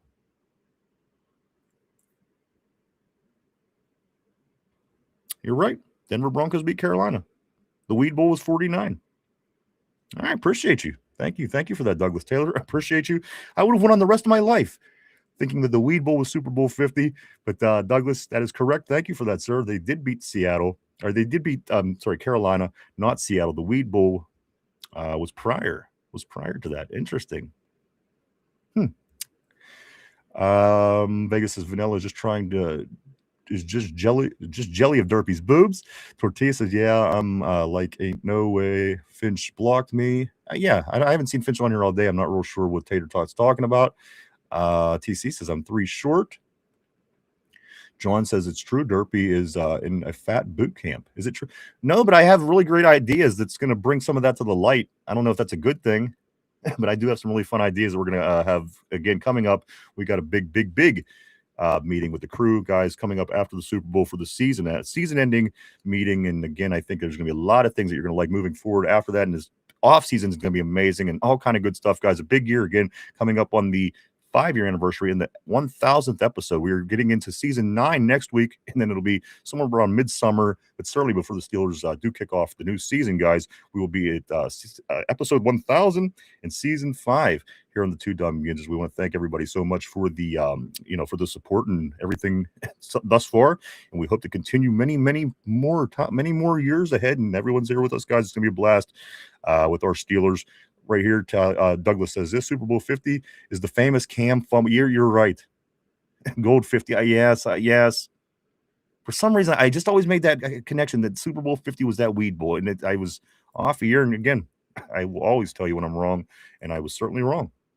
And I looked it up myself, and that's what it came down to. And again, I was still wrong. So there you go, guys.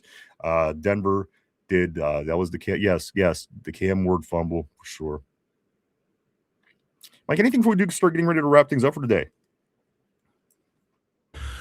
Can we have a weed bowl again? I just want to smoke a big bowl of weed. I got mine. Me, I got my bowl right here. Terry Bongshaw. Let's go. But no, man, it's a great show, man. This was fun. Tortilla says Fat Boot Camp is just the Browns training camp. A couple things before we do get ready to take off for the day, guys. I do want to say these things. As you are getting ready to watch some meaningful football, these are the championship games. This is going to be who decides who goes to the Super Bowl. And 2 weeks after that, guys, this weekend, do be sure to get yourself ready for some football with some Duquesne Pilsner. That's right, Duquesne Pilsner, guys. Delicious. We always have it on tap here at the studio, always on game day. Also, the people at Duquesne Pilsner are very kind, and they do go out of their way to help be sure to include us in all their promotions and most of their promotions and a lot of things they do. And we always do want to say thank you to them. We owe you everything. Thank you so much, guys, over there. Duquesne Pilsner, get yourself some this weekend. It is available 12 packs here in Giant Eagles, and it is expanding as far as Texas. I'm following these guys, and it's as of right now, they're in Texas, and it keeps moving further and further out, guys. Made right here in Pittsburgh. Duquesne Pilsner says right on the can, grab a Duke. So don't miss out, guys. Get yourself a case, a 12-pack, a 6-pack, whatever the case may be for this weekend's games. You might need it after New England makes their way back to another Super Bowl. I know I certainly am. Also, do check out our social media. We are all over the internet, guys. You can check us out on Facebook. You can check us out on X, formerly known as Twitter, Instagram, Threads, and even TikTok. Swing by and hit the follow button. Keep up with the Two Dum Yinzers are up to on a day-to-day basis.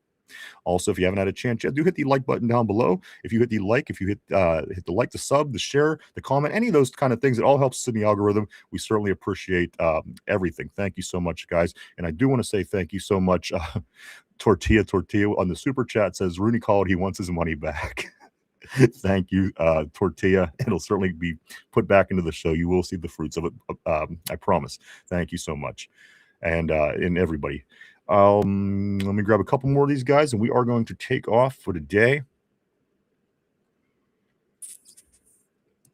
Because again, I think I'm going to be able to make it through. I think I'm going to be able to get every I'm going to get every message. You can't tell till after we're done how many we had so far. I'll let you guys know tomorrow how many we did. But again, I came in today. I said, you know what? I'm not going to miss a single message. And I think we got every damn one. I think so. Let me see here and grab a couple more, and then we are going to get ready to wrap things up. I think so too. Here we go. Tyrone, I'm ready for the JPJ 2025 highlights. Steeler Freak John says, D-Roy is going to pole dance in Derby. Derby is going to pole dance with a terrible towel as a thong to kick off the draft party. There you go. Now you're talking ideas for the big meeting. Also, Miss Pittsburgh, we appreciate you. Miss Pittsburgh, as always, great show as always. Tortilla, my man as well, in the super chat. Big Slim, thank you, my friend. He says, see you tomorrow. Remember, like the sub, we appreciate that. Thank you, Big Slim, my man. Also, Steeler Freak Johnson, that burp smelled like beer. Great marketing technique. You like that? I'm a little smarter than I look, just a little bit, not much. Steel Menace from Hawaii. I do want to say thank you for tuning in. We love having you, Steeler Menace, and we hope to have you much longer. We continue seeing you every day on the Terrible Board. It's been fantastic, and we hope to continue that moving forward. He says, great show today, guys. This is one of my favorite go-tos. We appreciate that. Thank you, sir. TC says, both Scholl and Knoll coached under the Paul Brown. So I hope the grandson comes to Pittsburgh. Interesting. Paul Brown. There's a name you might recognize. Tater. Also, don't drink that. I don't know if you guys saw, but I emailed you guys about being guest on my podcast. If you have time, of course, I will check that out. Thank you, Corey. Again, go check out Corey at Don't Drink That on YouTube and all over, actually, many different platforms. Mainly, I do come right here to find Corey. Don't Drink That. If you like conspiracy theories across the board, all different kind of content out there, go check it out. Corey Beavers, Don't Drink That, right here on YouTube. Also, Summer Steely Cam uploaded a best of Roman Wilson video, and it's 2 minutes and 12 seconds long. Jeez, I mean, I would have expected to be even a little bit shorter than that, to be honest. But thank you so much, guys. I want to say this. I do want to say thank you to everybody for coming and hanging out and checking us out today. We appreciate each and every one of you. We truly, honestly do. We couldn't do this without you. Thank you so much. I want to say thank you to everybody on the board. You guys are amazing as always. You are the lifeblood of this show, and you always keep things interesting, guys. Thank you so much. And everybody, if you're at home, at the gym, at work, in the car, wherever the case may be, or driving the truck, as on the board we did here earlier, have buds in, pods in, earphones on, whatever the case may be. Thank you too, guys. You all make this work, and we appreciate each and every one of you. We truly, honestly do. Thank you so much, everybody. We'll be back at our normal time tomorrow to do it all over again, guys. It'll be Friday. We're heading into the championship weekend. We have picks tomorrow. We have Finchy coming. We have Derpy. We have Mike. All the picks, all the great stuff, guys. We're going to finish a strong week. It has been busy, but strong, and you know what? We'll take it every step of the way. As I keep saying, this offseason may be one of the biggest offseasons for the Steelers in Super Bowl history, guys, in the Super Bowl era. And we'll be back to talk about that and so much more. Who knows? Who knows what's going to happen tonight? Who knows what's going to happen this evening? Who knows? So, again, we'll be back tomorrow at our regular time, tomorrow to do it again. We hope to see everybody then. Mike, anything else before we take off? No, man. Great show, everyone. Thank you. Can't wait to do it again tomorrow. Steely Cam, Tyrone says this. Also, Somber says hello. Take it easy, gents. You too, my friend. Tyrone says, waiting for him to drop the JPJ. Waiting for that. Tortilla says 2 inches is average. I mean, minutes. Now I was going to say, you're talking my language. And Bingo says, get to the store today if you can. Don't forget to get 10 extra rolls of toilet paper, guys, in case your ass explodes or whatever the hell people think is going to happen during this big storm. But yes, we'll be back tomorrow, guys. It's going to get colder. It's 32 today. It's a heat wave in Western PA. Get out, get all that toilet paper. You're going to need it, guys, as we will be snowed in probably for, I don't know, a day. So there you go. Here we go, Miss Pittsburgh. Thank you so much. Tater, even you. Much love out there to you as well, my friend. Tyrone, peace. Y'all be safe, everybody. You too. Here we go. Everyone, thank you so much. Again, we hope to see you back tomorrow. We'll be back tomorrow to head into the championship weekend for Finch, for Derpy, for Mike and myself in the 2 Dum Yinzers. Everybody have a great Thursday. And we'll see you tomorrow. Bye-bye.